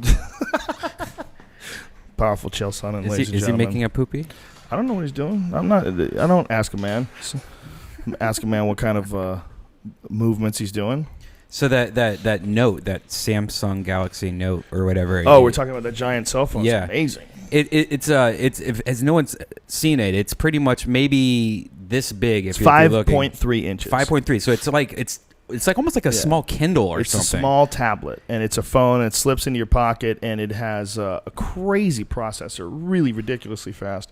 Giant screen. You can draw on pictures like "Suck It," "I'm Here with Stupid." You can take pictures and you can draw on them. When you watch web pages on it, it's incredible. It's the best cell phone web experience ever. There's been a lot of talks that the iPad's going to have a smaller version, like a 7-inch version of Well, it. So unless gonna it's be a a little bit phone, bigger. I don't give a fuck. Yeah. They should make a 5-inch phone. Yeah. Just make it. 5 Stop it. We like big shit. I use my phone half the time to look at my email, half the time to, between 50 and 60% of the time is not making phone calls. Right. It's doing other cool shit, getting online. You don't think a pocket thing is going to be a pain in the ass? I bet that Note is just a pain, like having an old Trio in your pocket or something. I'm glad you asked this, Brian, because I have recently gone back to the fanny pack. I got a new one. I ordered one from Roots because Andrew Dice Clay had it when we were doing the podcast with him the other day. Remember that? Yeah, you got it.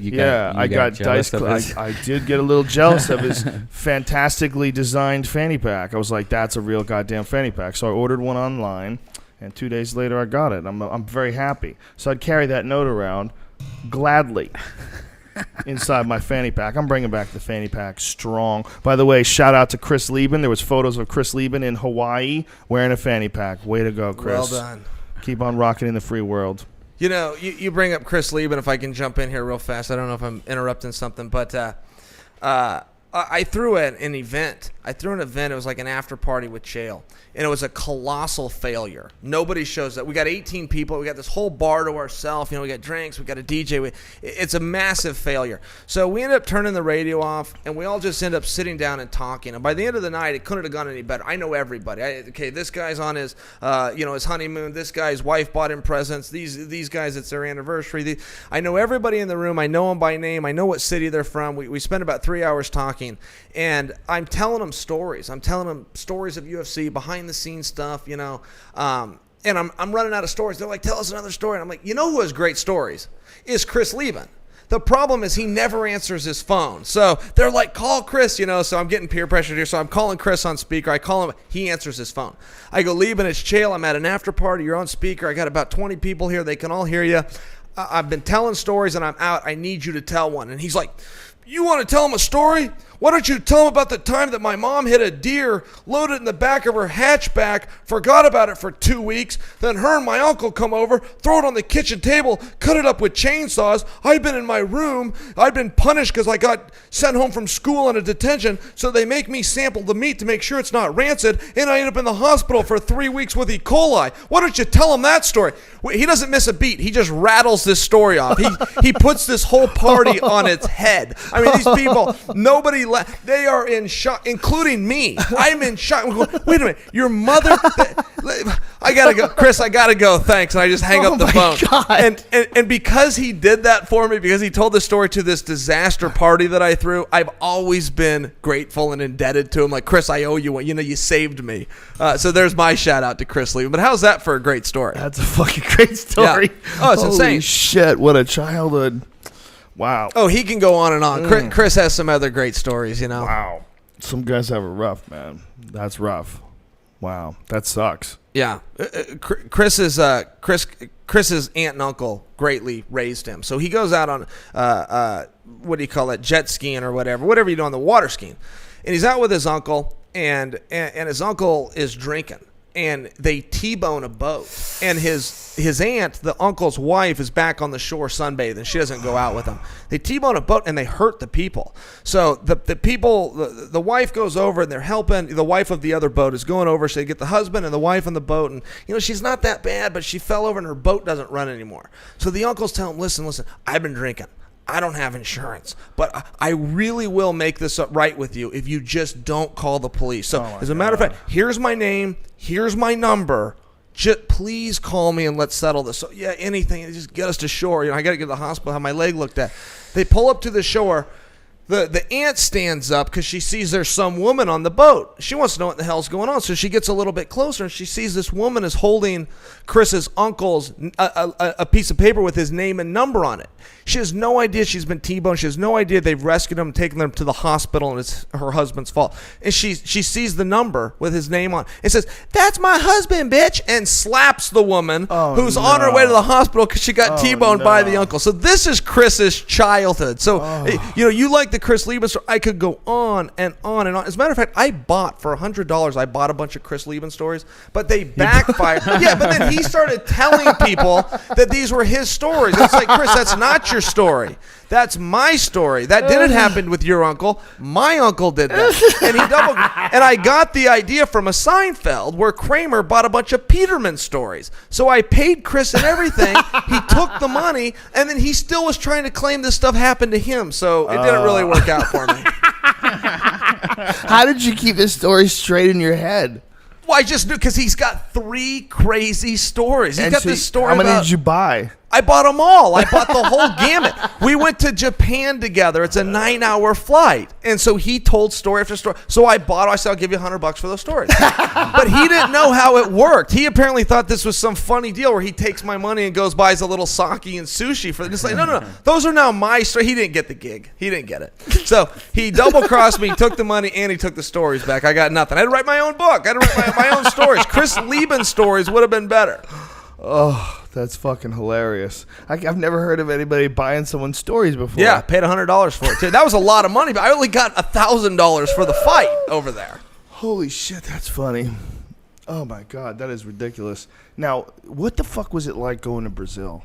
You went to Brazil recently. You know, after all the shit that you talked about Brazil and the Minotauro and the Nogueira brothers. Okay, now that's funny. Thinking that a bus was a horse. That's funny you say that because good for you, because sometimes when you talk about Nogueira, people forget there's 2. Right. And there are brothers. You know, you need to be specific. You know, are you talking about the big one or the little one? Are you talking about the fat one or the bald one? Are you talking about the one that used to be good or the one that never was? And it's important that you say that. So good for you for saying there's brothers, because a lot of people just think it's the same guy filling in, but there's actually 2. What was it like when you went to Brazil? Awesome. You want to know what? I had a great time. Did you really? Brittany got to go. We go out with Dana. And we were only there for 4 hours. And, first off, Rio's beautiful. And I've been to Brazil before. In fact, I was at Abu Dhabi, one that you were at. I don't know if you would have known who I was back then. But when Eddie beat Hoyler, what was it, 2003, I believe, in Sao Paulo. In fact, I was there. Ryan Parsons was with us. At any rate, I've been to Brazil before. Were you there with Matt and Lindland? I loved it. There with Matt Lindland. Matt. Yeah, I wrestled myself. I lost to Kakariko. Mr. Guillotine. Remember that guy? Yeah. Big and strong? Anyhow. Luta Livre. Speed up the story. So we get there, and we've got our own security detail, and it's tight. I mean, these are some bad-looking dudes. And I'm surrounded with tough-looking guys all the time. This was a whole nother level, man. These guys got the scars. These guys got the bullet holes. These guys got the stitching and the whole bit where you could... Anyway, we got this bad team. Now, I've never been on a helicopter, but I love carnivals. I love rides. So we go everywhere by helicopter, which apparently is extremely common in Brazil. It's like the number one heliport country in the world. So these are good helicopters with pilots. They're very reputable. And next thing I know, we're up in the air. So this is the ultimate carnival ride. Now, we're there on a gorgeous day in Rio, which is a gorgeous city, and we've got it from a bird's eye view. I mean, I would take that whole trip, all the risk, all the danger, everything that I had to go through for that 15-minute helicopter ride. I'm a Catholic. I went over this church that's like one of the wonders of the world. It's not quite as eighth wonder of the world like the pyramids, but it's close. Where you look at it and go, how in the heck did you build that hundreds of years ago up on this cliff? There's no roads up to it. You got to walk. It's just incredible. Well, there's a lot of speculation about the history of Brazil that's coming to light recently. I think there's some Roman artifacts they found, some really ancient stuff, and there's some dispute about they found some offshore wreckage or something like that. So they're now thinking that maybe the Romans had even visited Brazil even before the Portuguese. Pretty amazing country when you stop and think about the history of it. Yeah, beautiful place. I have a feeling when you asked me what was it like, you mean, how were we received? Yeah. Was there any threats? Yeah. And the way I like to tell it is that it was a scene, man. It was we were down in the trenches over there, but the reality, I really liked it there. And it's interesting. Everybody knows who we are there. If I want to be famous in America, Joe, I got to go to a fight. If I go to a fight, I'm a big deal. If I'm not at a fight, I'm not. I'm just a regular guy, which is just fine. But I mean, sometimes people lose sight of that. And in Brazil, they all knew who we were. They definitely knew Dana, and they all knew who I was. And I mean all of them, from the bus drivers to the people working the desk to the cops, everybody, the people at the airports. And here's how Dana described it to me. He goes, Chael, everybody watches a playoff game for the NFL in America, right? Everybody watches. I go, yeah, everybody watches a playoff. He goes, okay, that everybody is 15 million Americans. He said in Brazil, 80 million Brazilians tuned in when when Anderson and Vitor fought.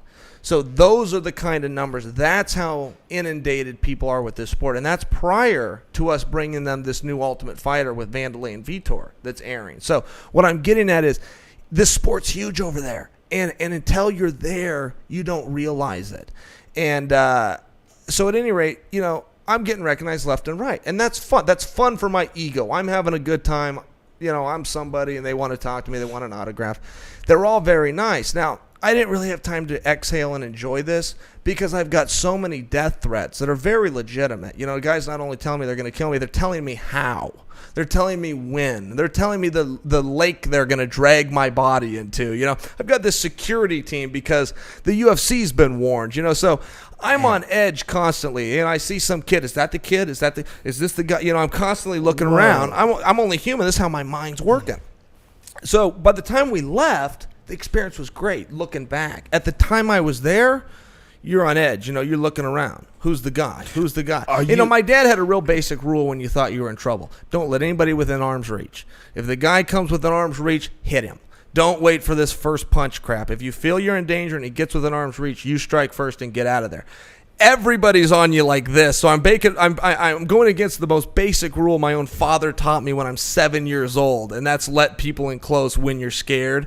So I've got my back up against the wall. I'm following his second rule, but the first one's completely broken. But we had a good time. Were you the fight was supposed to take place, for people who don't know, the rematch between Chael and, for folks who aren't following MMA, a lot of people that listen to this podcast aren't even MMA fans. You after the Anderson Silva fight, you said a bunch of crazy shit about Brazil, about you insulted them quite a bit, and then they were going to have the rematch in an 80,000-seat soccer arena in Brazil. But unfortunately, because the UN is having a visit there 2 days before, there was no hotels. It was logistically almost impossible to bring that many people into an 80,000-seat arena. It wasn't going to happen. So it's been moved to Las Vegas. Was that good? Were you happy when it was moved to Vegas? If I have to answer you yes or no, the answer is yes. But there's also a tremendous no. And the no is simply that I was going to get to be part of history. And the current record is Toronto. St. Pierre versus Shields, 55,000 live. we were going to do 80 to 100,000 live, and that would have been very hard to beat. So I could have taken that record for not only currently, but maybe into my future years and pass that story down to generations. And, again, that's an ego boost, and there's something to be said for that if we're being candid, that I'd want. The other side of it is, geez, I don't want to fly 14 hours anywhere while I'm cutting weight. Now, somebody has to. Anderson did it the last time, and we fought in California. So, in fairness, I'll go out there. But How much does Anderson cut? I don't know. He probably weighs about 220. I've been next to him. He looks as big as me. I'm right around 220. He's a little taller, so it's hard to judge. But, look, Anderson lives in California, so he flies 2 hours to Vegas. I'm in Oregon. It's 2 hours to Vegas. We both got home field advantage. What's the difference in that aspect of it? Yeah, the cutting weight it's a very strange aspect of MMA, isn't it? It's really almost like an art and a discipline in and of itself. And a battle. And you could be a black belt in cutting weight, or you could be a white belt. And, to compare it to being like martial arts, like you said, it is. Some guys are skilled in it. Some guys are experts. You got your Mike Dolces. They got more secrets than you could imagine to get weight off. Yeah. And other guys aren't. Other guys starve because they don't know what else to do. Or they miss weight. We see guys miss weight too. And that's a big deal. When you sign a contract, that's part of it. And you got to honor that. How much of your thought process would have been dedicated if there was a fight? How much of it would have been just to be worried about your safety constantly, worried about your food being poisoned, worried about someone fucking with you? I mean, what would it have been like to compete under that sort of an environment? If folks who don't know, I've never seen a crowd more nationalistic than Brazil. It's amazing how patriotic they get it right. That's the way you should be. They get it right. They fucking get it right. You should back your guy. Well, I like that. They do that in England, but in England they also, when a fighter wins, a guy wins, they applaud his skill, even if a guy beats a hometown guy. I've seen it in London. I've seen them applaud when a fighter beat a local English guy, and they were talking afterwards. But man, that doesn't happen in Brazil. Mike Pyle won. He beat Ricardo Funch, and they were all together chanting some sort of gay slur, Portuguese gay slur. Yeah. And I was like, no, wow. I'm aware. That's unfortunate when that happens. You don't want to behave like a savage or uncivilized. I mean, we are in a society here, and if you're a fan and you buy a ticket, you can cheer boo whoever you want. But that's where it ends. Don't touch a guy. Yeah. I won't touch. I don't like all the fans. I like most of them. I don't like them all, but I never touch one. But the same thing goes for them. If you're a fan, you don't reach over that rail and slap at a guy and throw your drink on. I mean, that's an What do you think move. It would have been like, though, if you had won in Brazil in front of 80,000 people? It would have been a scene. I don't think they could have controlled it. They swore that they could. They'd have presidential security there. They were planning to have the president of Brazil there, so they'd have their secret service. It's like, guys, you can't do it. There was just a soccer game. And 73 people were trampled to death. You can't control crowds when they decide to storm. You just can't. It's displaced responsibility. I'm a sociologist. I've studied this. I've written papers on displaced responsibility. You can't control that, especially when I'm the main event. And the relevance to that is it means the beer started pouring 5 hours earlier. So now you're not only talking an insightful crowd, you're talking about a drunk crowd. And what I'm referring to is if I beat Anderson up, I go into Brazil, I stomp their hero, and then I'm going to do an interview with you, and it's not going to stop, and I'm not going to apologize to any one of them. So how they thought they were going to control that, I don't know. But, what did you think was going to happen? I think they would have. I think it would have been bad. I think it would have been very, very bad. And I would not have backed off one bit. Why is that? Because I'm not going to change. I'm going to dance with the one that brought me. I'm going to be aggressive. I'm going to be in your face. I'm going to get my mind right, my approach right. I'm going to do my job as soon as Bruce Buffer gets out of my way. And that's it. And I can't change. I mean, I don't know how to change. This is what I'm programmed to do. And I hate to talk like one of those maniacs. I'd have given my life, blah, blah, blah. But, Joe, I swear to you, hand to God, I'd have given my life to win that championship if I had to. Whoa.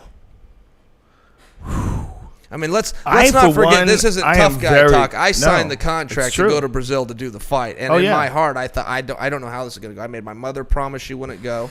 My mother doesn't get it. She's an older woman. She got a ruby or a diamond on every finger. You don't go into South America like that, let alone a fight. It was just one of those deals, but look, this is what I'm going to do. Wow. That's a crazy stance, man. That's a crazy mindset. And Yeah. I agree. I don't know that I'm proud of that. I don't mean to sit here and sound like a big tough guy. That's not really what I'm doing. I'm just trying to be candid. But this is what I'm going to do. I worked my whole life for it, and if this is how it ends, this is how it ends. But I'm going to get that before I go. You can't really discount the amount of a boost the hometown fighter would get from a crowd like that, or the amount of shock the opponent would get from 80,000 people booing you, and you were ready to jump right into that. Well, that was one of my favorite crazy. things. Some guys beg for applause. I mean, I've seen some fighters, it hurts their feelings. John Jones, God, she hates if anybody boos. And I'm on the other side of that, man. I like it. I like it. And I love it when they cheer, too. I'm not the guy that feeds off negativity, but I do feed off of it. If a guy will pay $3.50 for an overpriced drink at the MGM and throw it on me, that's a compliment to me. If I've incited him that much, he's a fan. And how often does that happen? It's happened a few times, where they've thrown something. I've actually never had a drink. I had one guy so mad he took his own hat off his head and threw it at me. He missed, but, you get the point. I kind of felt like I almost wanted to hand it back to him, but... it's one of those deals, but they get so insightful. But don't forget the other side of that coin. Not only are they upset with me, but they're cheering their guy. If you want to back your guy, you're a fan, man. You work hard for that money. You took the night off. You talk dad into bringing you out to the fight. Be a fan. Don't touch anybody, but be a fan, even if that means to boo. So what? That's interesting. That's a very interesting point of view. I would prefer people not boo because it's kind of cunty and it's disrespectful for someone who is doing what is essentially the most difficult sport known to man and doing it for your amusement. And just because it doesn't go the way of the fighter that you like, you're going to boo and hiss and say stupid shit. That shows a massive level of immaturity that I don't necessarily think we need in this world. Sure. I think it's 2012, and you stupid asses need to catch up. That's what I think. Sure. I think that's a fair opinion. When I hear people boo at a good fight, I'm like, that can't be anybody other than a fucking moron. Right. And I hear that. I'll hear that at places, and sometimes I bite my tongue, and sometimes I don't. But when sometimes people are booing a good fight, a good positional battle, they don't understand it, so they're booing, or it goes to the ground, so they're booing. It's just it's so stupid and disrespectful. Meanwhile, these same dumb fucks will sit there and watch baseball. They'll watch a live baseball game, one of the most boring events known to man, something that you could never introduce to another country in 2012. You could never bring baseball today. They'd be like, bitch, that's boring as fuck. Silly, I'm on hit the ball with a stick game. You look at football, and people just adore it in this country. And again, good for them. But, in a 4.5-hour NFL game, there's 7.5 minutes of action. If you start the time and you turn it on, I'm going, really? I can't play along that's exciting. I don't know. I don't know that I have ADD, but I do for that. You're gonna do, and then you're gonna take a break, and then these big lards, they're all muscled up, and they run to their mailbox. They got to stop at the neighbor's kid's lemonade stand. They're so out of shape. These guys, they play for 7.5 minutes. You know how many times they go to the water bucket? What are you doing, guy? How are you possibly tired? I've been sitting here doing your show for several hours. I don't need anything to drink. What are they? They're drinking down this Gatorade. I don't get it. And some people cheer these guys. It's like, good for you. I know I'm the minority. I'm the one missing out. My life would be better if I could really get into sports and have something to do on Sunday. Because I'd have something to do. I used to fishing. I used to have to count down UFCs, which were 5 a year. 6 a year, and then Pride would do 4 or 5. I would count those days down, literally count them down. Me and my dad would be talking, Tank Abbott's going to fight this guy. Let's not miss it. We're going to have a party. And, so what I'm saying is if I could get in that same passion for other sports, I'd have a better life. I'd have hobbies. I'd have something to do. Like my friends that sit up and they watch Sports Center, and somehow they're entertained by that. I don't get it. That's good. I'm in the I think dark. you're better off without it. I don't think it's bad to have one or two sports that you're into. There's nothing wrong with that. But I know guys who their whole life is just following other people doing shit. Mm-hmm. No, I hear you. That happens a lot. I can't get behind football. I appreciate it. I respect them as athletes. There's some incredible athletes in football. But to me, it's just I don't care what you do with that ball. It doesn't mean anything to me. Yeah.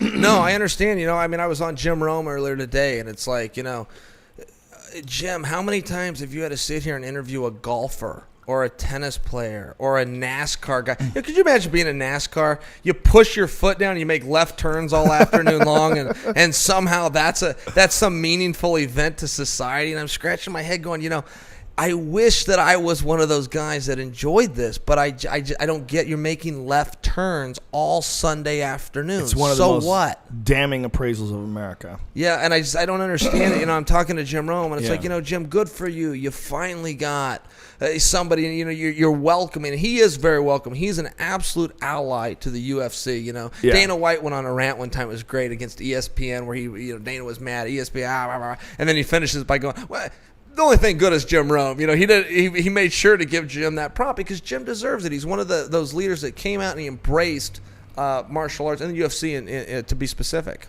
Yeah, good for him. I'm glad he did that. Now I want to tell you this story. Please. Okay.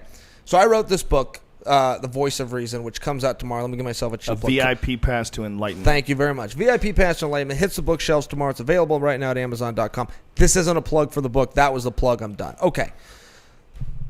I'm going to tell you a story, and I've only told this story twice in my life, so I don't know if I'm good at telling it. I told this. See, when you write a book these days, you don't actually have to write anything. You talk it all out. It all goes into the stenciv, whatever they call it, and then they go back and they type it out for you.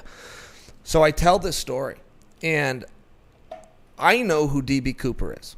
Okay? I know who D.B. Cooper is. My whole family knows, and it's been like a family secret or however for a number of years. So you know who the guy is. I know who he is. He's alive and well. And a lot of times over the past few years, somebody will be on their deathbed. This just happened about 4 years ago. A guy's on his deathbed, and he comes out and says, I'm D.B. Cooper. And he tells his whole family, and they go to the media. And the media jumps behind and says, well, it must be true, because why else would you want to go down as a criminal on your deathbed? And I'm sitting there, and I told everybody that would listen, when they look into these facts that this guy's putting out, I assure you, that won't be D.B. I told everybody, but I never told them why. I never told them how I was so confident. It's my big worldwide news. D.B. Cooper case finally solved. And then they unraveled it, and sure enough, it wasn't. But I told everybody that wasn't him. Well, the reason I knew it wasn't him is I know who D.B. Cooper is. My whole family knew, and it was a secret, and my father passed away. So now now my oath to keep it a secret has also passed away. I don't feel that I can't reveal this He's story. alive? He's alive and well. I know exactly who he is. So I tell the story in my book. And there's a lot of things that happen in the D.B. Cooper case, and so I need to really make this shorter. I could take up your whole show with this, but For folks who don't know who D.B. Cooper is, why don't you explain that? very famous. Well, he's the world's most famous hijacker, and I believe he's the most famous. One, because he was never caught, but two, he may have been the first hijacker. I want to say this happened like in the 70s, and D.B. Cooper hijacks a plane. He makes it through security. Security's totally different back then. Gets on board. He's in a cheap disguise. He orders the plane be touched down. Says he's got a device, a bomb in his bag. Shows it to a flight attendant. They touch down. There he is. Brings him up on that. Now that's a sketch deposit. Of course, nobody knows what he actually looks like, but that's the sketch deposit. If the viewers can see that. So at any rate, they touch the plane down. They bring him his $200,000 in cash and unmarked bills, and they go back up. Well, while they're up, he parachutes. They don't know he's got a parachute. Now, where the story gets interesting is he was never found, but the money wasn't either. No sign of him was found. His parachute wasn't found. His body wasn't found. And one of the things that was a problem is where he jumped was a mass forest. I mean, miles upon miles, hundreds and hundreds of thousands of square acres of nothing but forest. So basically, what any expert would say is, look, he didn't make it. If he even made the fall, he would have been eaten by coyotes or bears. There's good reason why we never found his body, and it's not because he made it out of there alive. Okay, now you need a couple of those details. So, how do I know him? Well, a family friend, and I put this all in the book. I put all of this in the book, and the publisher didn't use it. And the reason he wouldn't use it is because I won't tell the name. I tell the whole story, and I'm about to do that for you now, but I don't reveal the name. And he goes, without a name, I can't use it. I go, well, wait. That's ridiculous. I can touch on every single detail, and I'm telling my publisher, going, hey, I don't think you know who D.B. Cooper is. I think you should Google him. There's movies made on him. Prison Break just had a character pretending to be D.B. Cooper. Folklore has been made out of this guy. Well, where this guy jumped was government land. But that land backed up to Indian land. And this gentleman was part Indian. And he grew up in this forest. This is where he spent his summers. Months after months, they would go out and camp in there, in between school breaks. From the time he was a little kid all the way on, he knew right where he was jumping. And if anybody could have made it, it was this guy. Now, my dad grew up with this guy. He was a family friend. And back then, parachuting, well, much like now, is very uncommon. If somebody does it, you go tell all your friends, I found this parachuting class, and I'm going to do it. They take pictures, and they show it up. This guy was taking parachuting lessons. He didn't tell anybody. And he started taking motorcycle classes and stuff. He wasn't telling anybody. He was racing these bikes. And that's what my dad personally believes, though he never got the story, that he parachuted, had a hidden motorcycle, and rolled it out. That's my dad's personal theory. So, all this stuff comes down, and many years later, the statute of limitations is up, and all of a sudden this guy starts collecting a pretty good assortment of toys, from shotguns to four-wheelers to motorhomes.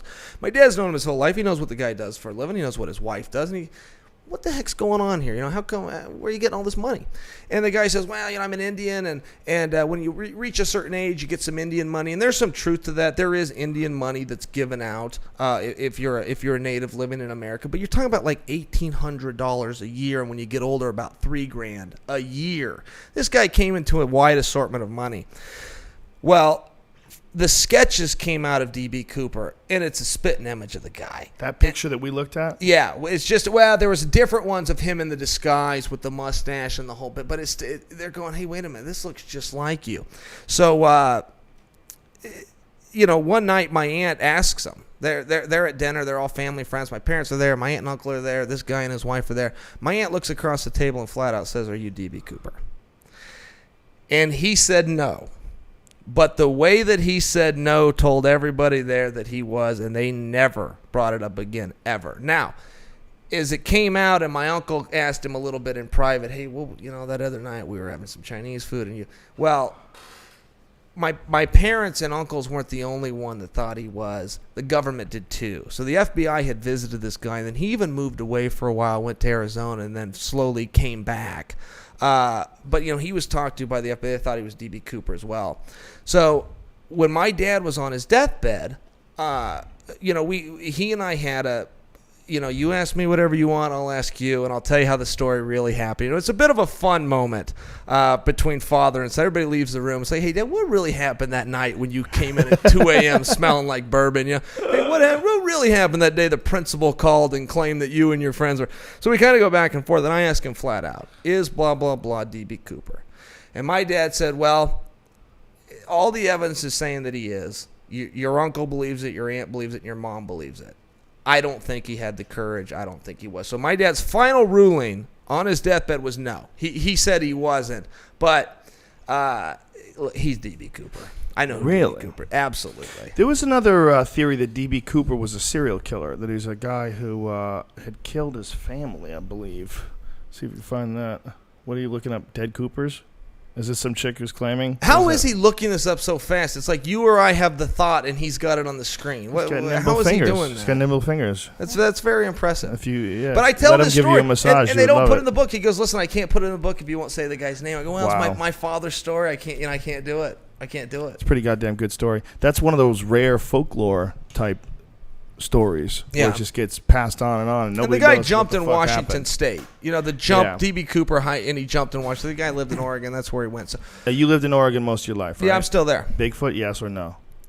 Well, absolutely yes. Really? Yeah, but the Bigfoot makes it sound like you're some conspiracy theorist. I believe there are Sasquatch, and I believe this because people that I believe and trust, including a doctor, has said, "Look, I know where they are." And it's very hard. He says it's very hard to get to, and he's got this plan. He's got this big grand plan. He's a survivalist. He's got this whole plan lined up about how we can get to him, and his personal belief. And it's just a theory, but he lives in that part because Bigfoot's supposed to be from the Northwest. Yes, he lives in those hills where all these Bigfoot stories come from, and he's like, "Look, it's not a Bigfoot like it's some wild monster living out there.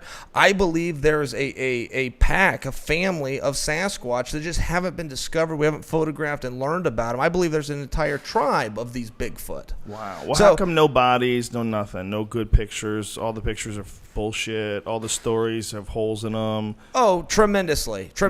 Like, you ever watch Finding Bigfoot or any Yeah, of I those shows? do. I'm embarrassed to admit to you that I think there is a Sasquatch. Because I know the kind of people that Well, I'm asking attracts, because but- you lived up there, and that's where most of the sightings Yeah, are. and Northern it's a little different. California. They talk about the bodies, but the truth is, what bodies do you ever find? Bears are out there, coyotes are out there. Do you ever walk through the forest and find bear carcasses or true. coyote? You sure don't. And to your point, there's a number of hoaxes. There's a number of guys dressed up in a stupid outfit that you could buy any Halloween, run through while his buddy records it, and they stick it on the internet. I get that there's hoaxes, but there is some pretty good footage. You said there was none. There's some very good footage. As a matter of fact, I've done a lot of work in the movie business and stunts and stuff, and this topic comes up on Hollywood sets, and these are the best guys on earth for designing things to look like humans. And they've said that there is one video where as he moves, the muscles and the body part move. And stunt coordinators and makeup and costume people in Hollywood say there is no costume created to do that. Okay. They don't all say that. Some of them. I would love to hear what you say. Some of them do say that, and I think they're idiots. And I think if you look at that, that's a man in a fucking monkey suit, and really? it's not even a good monkey suit. And the man who did it, I this wonder if guy we saw the same Patterson. thing. Look up the Patterson Bigfoot footage. The guy Patterson was a con artist. Not only was he a con artist, he was arrested for writing a bad check to buy the very camera that made that video. Oh, God. Him and another guy conveniently I went will be- looking for Bigfoot. I would be and found a embarrassed video. if you break this right in front of Listen, me, because I've looked into this too, because I live in that area. I believe I in- find it fascinating. I believe it's very possible. One of the reasons why I believe it's possible, because Jane Goodall said it's possible. This is the video. Yes, Yeah, this is it. the exact That's a guy in a video. monkey suit, bro. That doesn't even look good. That looks stupid. Look at his big, fat, stupid fucking shirt he has on. Big, hairy fucking shirt. And big, stupid-looking shoes. That's a terrible monkey suit. And he's just And hunched see, over. that looks good to me. Come on, That man. looks good to me. Maybe I need to Back watch that it shit a up few more again. But there's other ones, Brian, that have been leveled. See, that's the footage of him falling down. Some people have sent it through computers. There you go. There you see a better. That's a Yeah. better video of it. Now, No. again- What we just saw back then, you just had it in the middle. It's better. Now, again, I do want to be clear before I become the conspiracy theorist. Oh, that's what it is. I'm sorry. The beginning of it is zoomed. I don't Back believe up off the there's zoom that part. there's one Yeah. monster. I believe that there's It's a family of Sasquatch animals. Yeah, and it's I Yeah. was told this by a guy that I tried. That's how But everything look at the works. skinny ass fucking legs. Well, I gotta tell you, That is not. That's so you're- stupid You're looking. making a pretty darn good case right now, Joe. Pause that shit. I'm gonna have to say I'm starting to rethink that, but this is Pause actually that the shit. video I was referring Come to. on, look how dumb that looks. It's got tits too. What's that?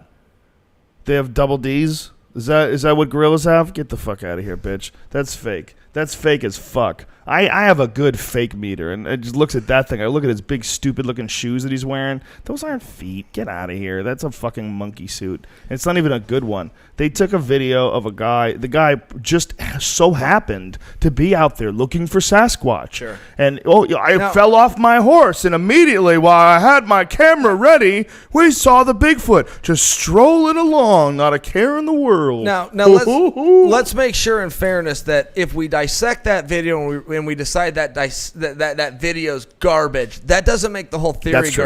garbage. People do this. I do not believe in Bigfoot, and one of the reasons why is because where the area where this most Sasquatch sightings are is right at the end of the Bering Strait, and between Alaska and the northern coast of the United States, or the northwestern coast of the United States. That's where all of the Sasquatch sightings, a huge majority of them, were for a long time. They started spreading out all throughout the country, and who knows how many of them are bullshit. The number is weird, but the American Indians had over 200 different names for Sasquatch, or 20, something with a two, a bunch of them, and they don't have like a lot of mythical animals. This was a real thing that they thought lived amongst people. And it's a real animal that used to actually live, if you follow the Bering Strait, in Asia. It's called Gigantopithecus. It was an 8-foot-tall, primate. Good enunciation, you're right. Yeah, a huge Bigfoot. It was essentially Bigfoot. It is the exact animal, Now I want to tie this school of thought that, I said, I think there's a Sasquatch, and then we both agreed on this video. We have different opinions of the video. However, if we prove the video one way in my favor or your, it doesn't prove the answer to our original thesis, which is there Bigfoot. And you see this flaw, this pitfall, as we like to call it, in human thinking when it comes to alien encounter. How many times have we seen somebody that says, hey, guess what? I was abducted by aliens and I was given a special power. In fact, to prove it, I'm going to go ahead and make that light turn off by sitting in my chair and not touching it. And that will prove to you that I was abducted by aliens and given this power. So now I sit here, I make that light turn off. Okay, I've got a power to turn that light off. But having that power does not prove that I was given that power by being abducted by aliens. But there's a pitfall in human thinking. And oftentimes if you can get people to believe one thing, one way or the other, they can then connect that to a completely isolated and separate incident, which is what I don't want to happen with the video, because I'm realizing right now I'm looking like a real doofus after looking at that video. Yeah, well, I'm going to need to get my evidence together and come back. That video was actually, not only was it proven a hoax, but the guy who played Bigfoot wound up confessing. So, yeah. Or is that just the conspiracy? Yeah, it could be. It could be just a guy. Look, anytime there's some sort of a serial killer, people will come out of the woodwork to claim, like the DB Cooper thing. The same thing. People are full of shit.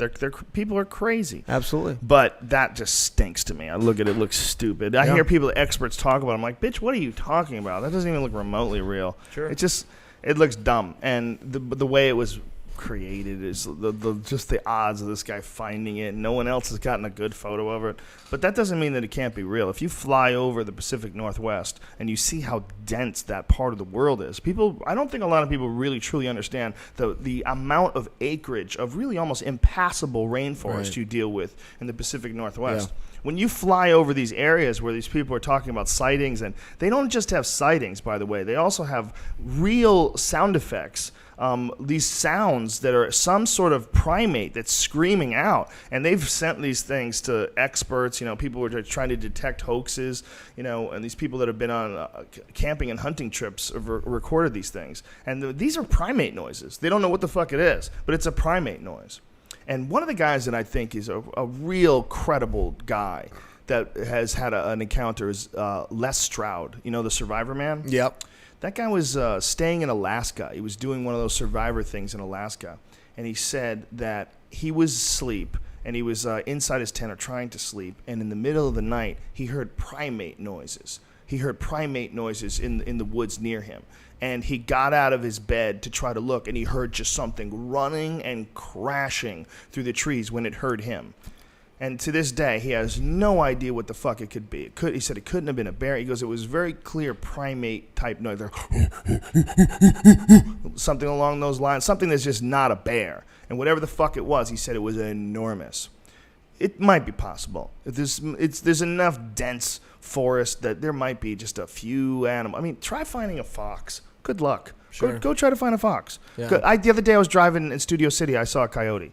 This motherfucker just wandering around. Just go try and find a coyote in the wild. Go look for one. And there's millions of those cunts. Yeah. Coyotes are everywhere. To live in the Pacific Northwest, to be a primate, it might be possible. Sure. Well, and then when you talk about the theory of evolution, so you're talking about a Sasquatch, you're talking about a derivative of a human. Yeah. So you've got to assume that they're a little bit more intelligent than, say, a coyote. If it's hard to find a coyote, it's going to be very hard to find a Sasquatch. If it's true, I mean, I'm just fueling the fire again. I don't want to come off with the guy. I believe it because the guy I happen to trust just says, look, I think it's true, and so I'm choosing to believe him more than I believe the evidence. How many people do you know that have seen one?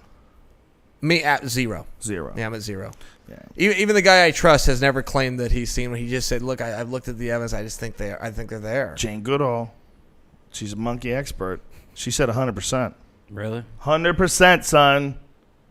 So there. Why are you shaking your head? You don't think so? No. What do you think? No. What's the number you I think? think the whole thing's bullshit. 100% bullshit? But that goes back to bullshit. alien encounter. You get people that used to work at the Pentagon and NASA that come out and claims there's aliens. Of course so. And again, it's a flaw in human thinking because the guy works at NASA. NASA's got 3,800 desks. You don't think a crazy person can get a desk there every now and then? The same thing goes for the Pentagon. I used to work at the Pentagon. The Pentagon's never employed a madman. Get out of here. Right. Who cares where you used to work? Show me an alien. Show me an alien. Don't give me a pitfall in human thinking. I actually cover this in my book. It's on page 92 in The Voice of Reason. I talk about human pitfalls, and it's why we're able to believe such outlandish and crazy things. Do you remember year 2000, Y2K? Yes. We all went into a panic. I stayed home with water. Water and canned foods. I stayed in as well. I didn't have my supplies. I should have. I was at college. I didn't have money for the water or canned foods. But yeah, we all buy into it, and it's this hysteria with no evidence. Yeah, and the real loose evidence. 2012, December 21st, end of the Mayan calendar. calendar. That's Yeah. another one, huh?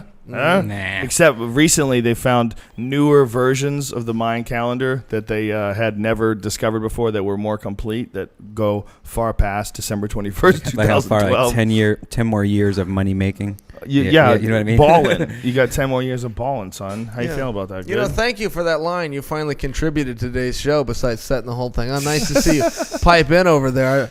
You look like an intelligent guy. You just haven't said much today. I'm Do just you think hungry. he looks like an intelligent guy? I was really saying, Chael Sonnen, he knows how to read a man.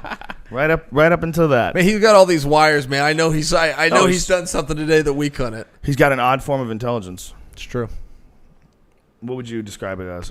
What I was meant by the Mayan calendar is that it was 10 more years for the people that are behind the whole thing to make more money. Oh, to say, Not for me. we said 2012, we meant Right. 2022. Right. There's books, there's Yeah. fucking products, there's Well, do you remember calendars. that one when we had Pinchbeck in and he's like convinced that something's happening? It's like anytime you're convinced of anything, I'm like, what?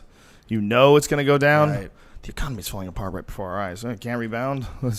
Hasn't it been around a long time? Exactly. Yeah. Isn't it kind of flexible? Isn't there a bunch of people like fucking with it right now and trying to put it back together again? You think they're not going to be able to figure out? Meanwhile, they figured it out in the first place, and do you even barely understand it? Because I barely do. Right. I watch the stock market scroll across my screen. It might as well be Mayan hieroglyphs. Right. I don't know what the fuck that means. Do you know what any of that stuff means? No. Yeah, and yet it won's without us. Yeah. No, the bottom line is relax. You know, it'll work itself out. And yeah, things might get tough, but how spoiled are we anyway? You know, I always hear these debates on education. It's like, well, look, when my father went to school, and that wasn't all that long ago. Not my my father, just my dad. When he went to school in high school, if you went for 4 years, you graduated. That was it. There were not standards set. You must pass this class. You got to have algebra, and you got to have geometry. And if you show up for 4 years, you get a degree.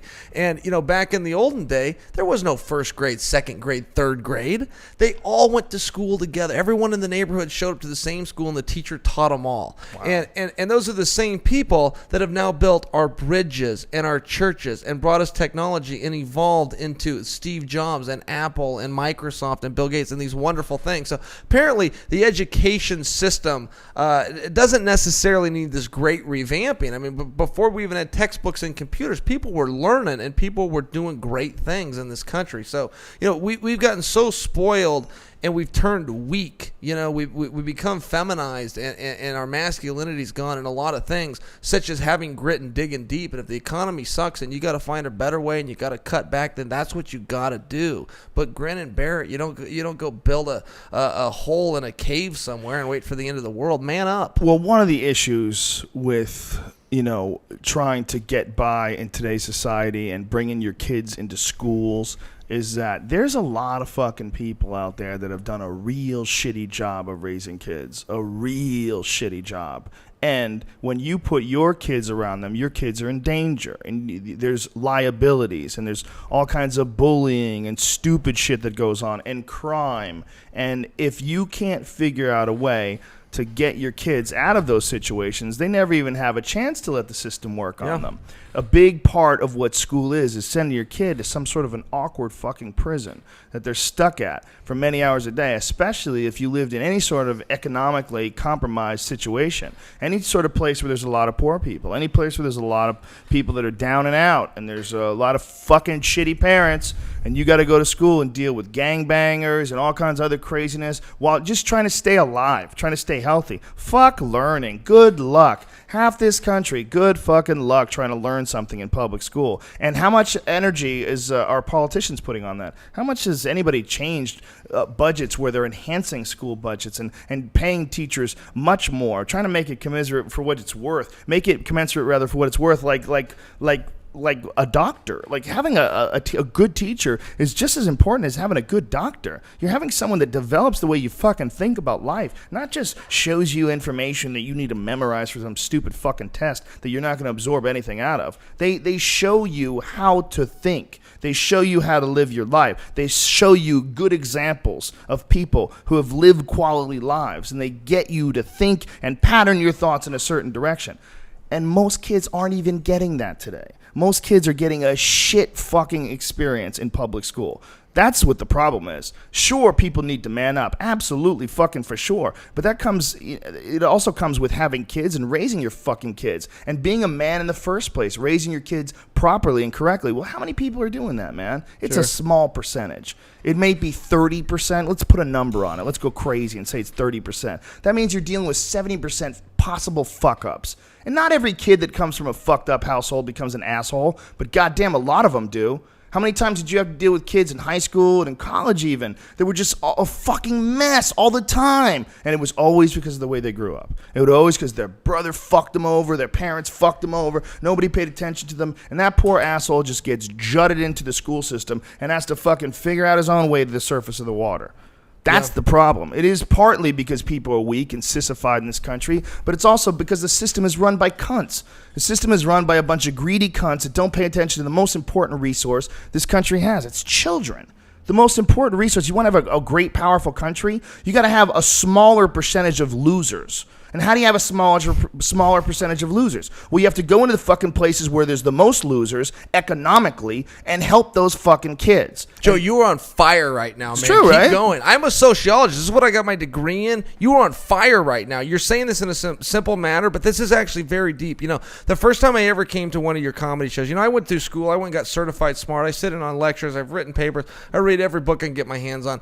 I left your first comedy show. I've never thought more than I did at your show, and I thought I can never tell him that, or he's gonna go, you're listening to a high comedian. I'm gonna look like a fool if I tell him this, but I couldn't disagree with you more. But when you say very simple things like marijuana's never killed anybody, and 14 people died last year because coconuts fell on their head, and we're not making coconuts illegal, I can't help but look at that and have to think and rethink my stance. And I'm like, I don't want to agree with Joe. I'm on the right. He's on the left. I don't like this. But why don't I like it? Because he's making a damn good point. And what you just said could be 2 or 3 chapters in any sociological book, and you are right on the money.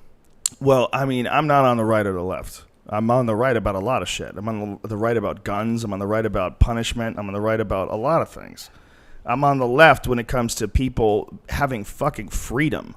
Maybe you're a libertarian. I'm much more of a libertarian than I am a liberal. There's a lot of social. I believe in a certain amount of social Darwinism. I think, but I don't think it should ever apply to children. I think if you want to be a fucking loser and you want to go out in your life and fuck it up, that's one thing. But I think a tribe protects its children.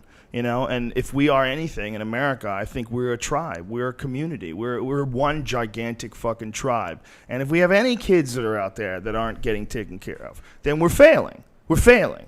So that's our foundation. So it doesn't matter what the fuck we do at the very top of the apex with, traveling to the fucking moon and working on the Star Wars program. That doesn't matter if our foundation is full of shit. So the very way our society is constructed, it's to let you know that the people running it are fools. It's like a roadmap to retardation. You see it real clearly, connect the dots.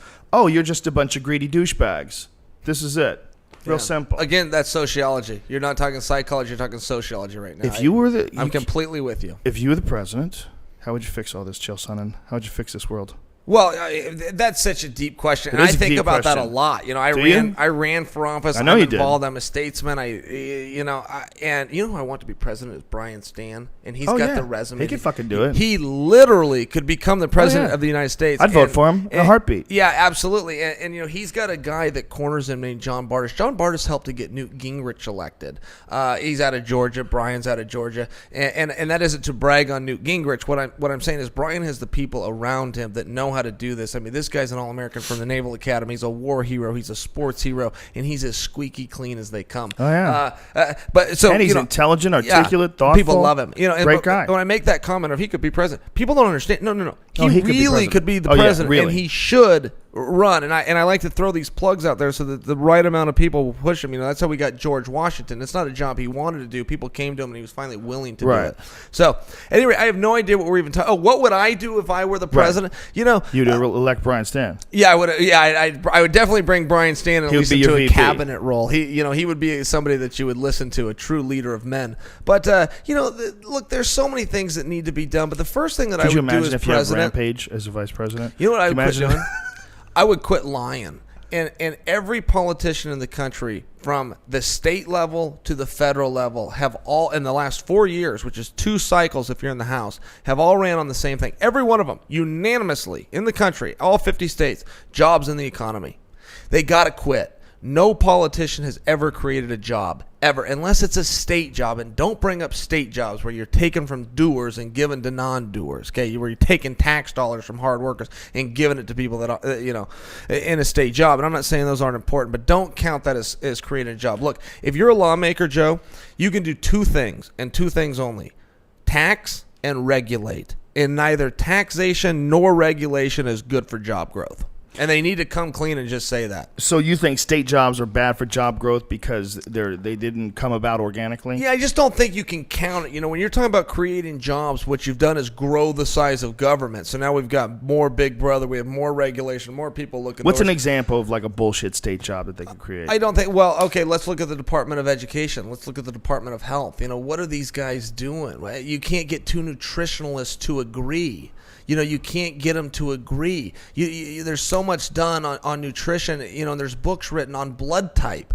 Some people need more saturated fats. They love to do this whole thing about saturated fats. They're doing it right here in California. You can't give out a Happy Meal if it's over 500 calories. It can't include a toy. They're coming down on McDonald's as opposed to telling parents, hey, take responsibility and regulation. Now, what if your kid's an athlete? What if your kid's, wrestling like I had to do as a kid? I need calories, and I also happen to need fat. So don't come out and tell Big me Mac, that you it's should be not able to have a important. fucking I Big should be able to Mac. have 2 Big Macs, and if it comes with a toy and it helps me to pull through your drive-thru as opposed to your competitors, that's called capitalism. And for the government to get involved is beyond inappropriate.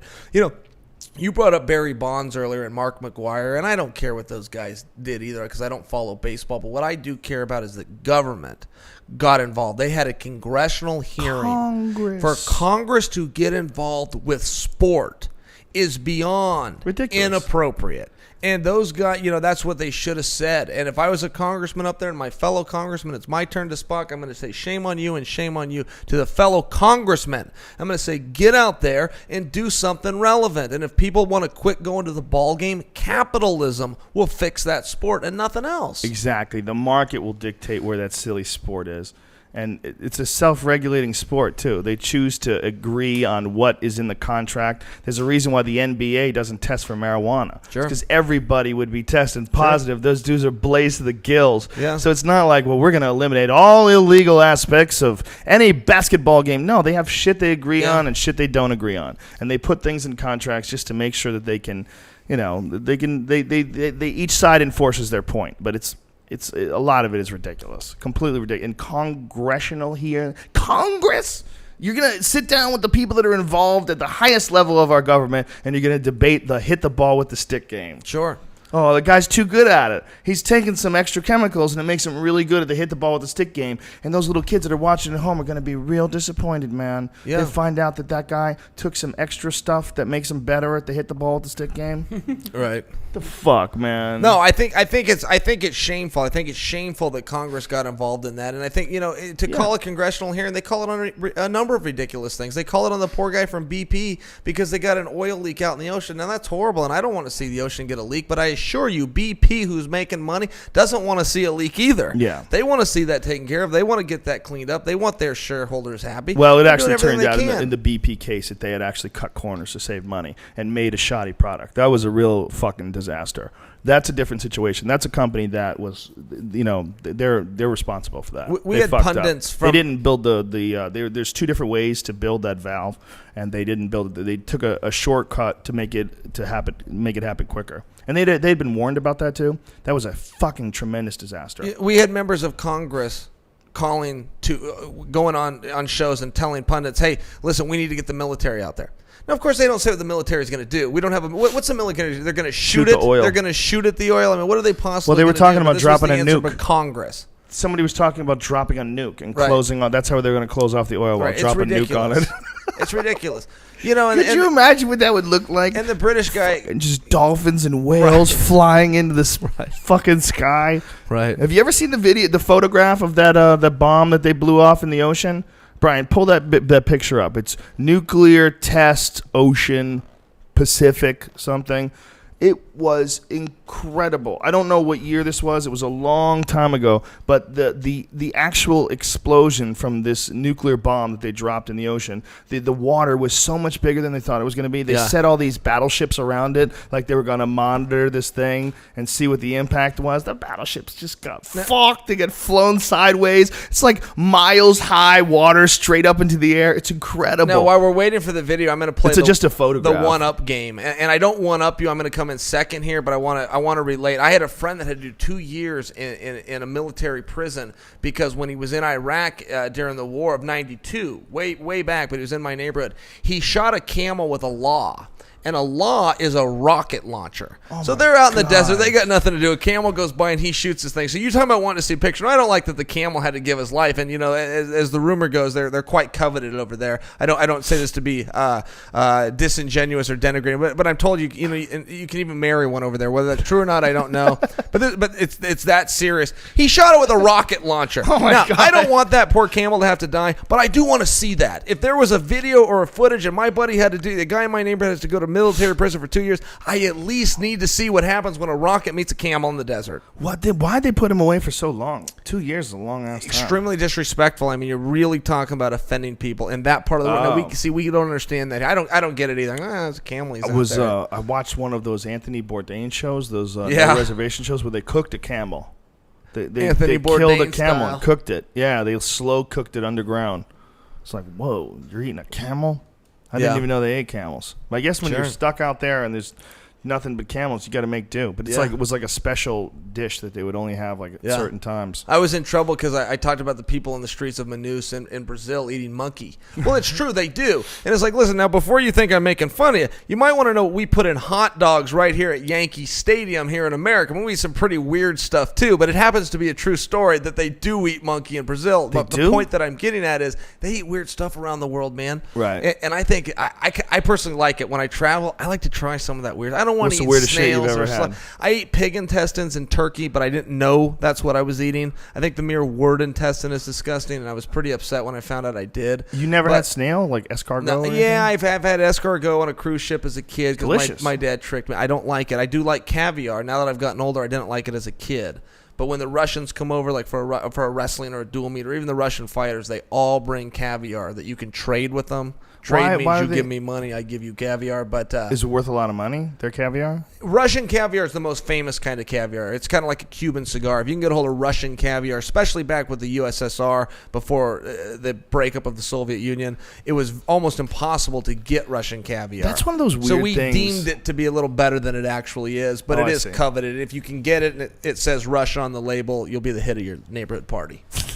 It's like, like you said, like Cuban cigars. I've always thought it was weird that it's an acquired taste. It's so expensive, and it's an acquired taste. Like, why would you want to acquire a taste for something that's really expensive that you initially don't like? Sure. It tastes like salt, you know. I happen to like it because now they've eased us into it because they roll all of our local sushi rolls in a type of caviar, real cheap, that yellowy stuff.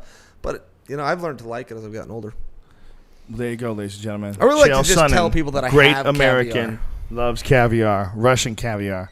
Anything else? We're going to wrap this bitch up. Bring it home. Man, I had a great time. I got to tell you, I had fun. a really good time. I learned some things about you today. You're not just that pothead comedian I thought you were. You got Second Amendment and some deep thoughts. And you know, whether you know it or not, you're a sociologist. Listen to some of your arguments today, whether you've been certified in it like I went to school or not. You're a sociologist, and I admire that. Well, I'm just a stand-up comedian. I think as a stand-up comedian, you have to understand human beings.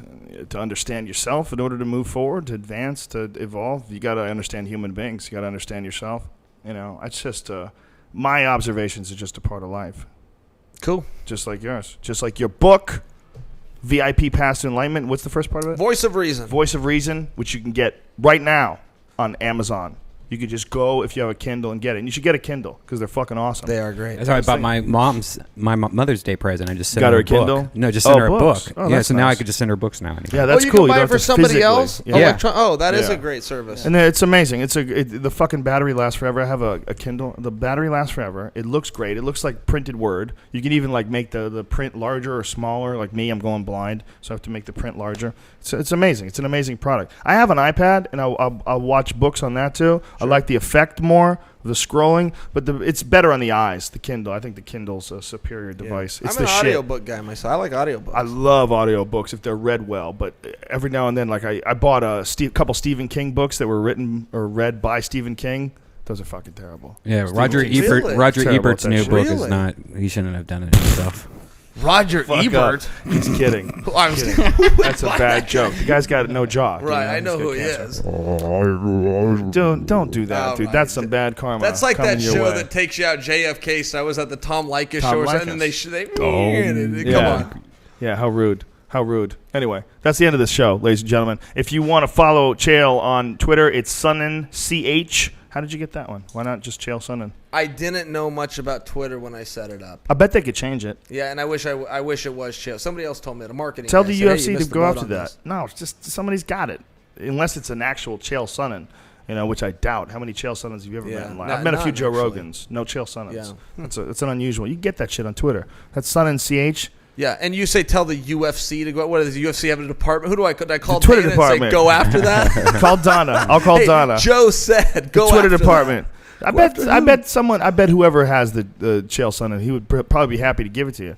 Hey douchebag, who you squatter, stop hiding and holding on to Chael Sonnen's thing. Just give him the password. Well, I take it from when I could just Stare at him. I was gonna say the same thing. It wouldn't work that way because you want to get all your followers and bring them over there. How many followers you got? I got 152,193. See, Not that I keep track or anything. You can't not have that. So you got to have to figure out a way to get Twitter to merge the two. They did with me. I had a different Twitter name, and they merged it and made it Joe Rogan. Oh, excellent. Yeah, I think I bought it. Yeah, no. you did. Did I buy it? No, I bought MySpace. Oh, that's right. I bought my. What My a crony, waste. my crony Nick over at Tap Out is friends with the creator of Twitter, so maybe we can put him on. Maybe we can have him go after it. Let's make it happen. All right, so it's SonnenCH for now on Thank Twitter. And thank you to everybody that tunes in. Of course, thank you to the Fleshlight, our sponsor. Go to joerogan.net, click on the link for the Fleshlight, enter in the code name Rogan, and you will save yourself 15%. There you go, Skipper. Ha!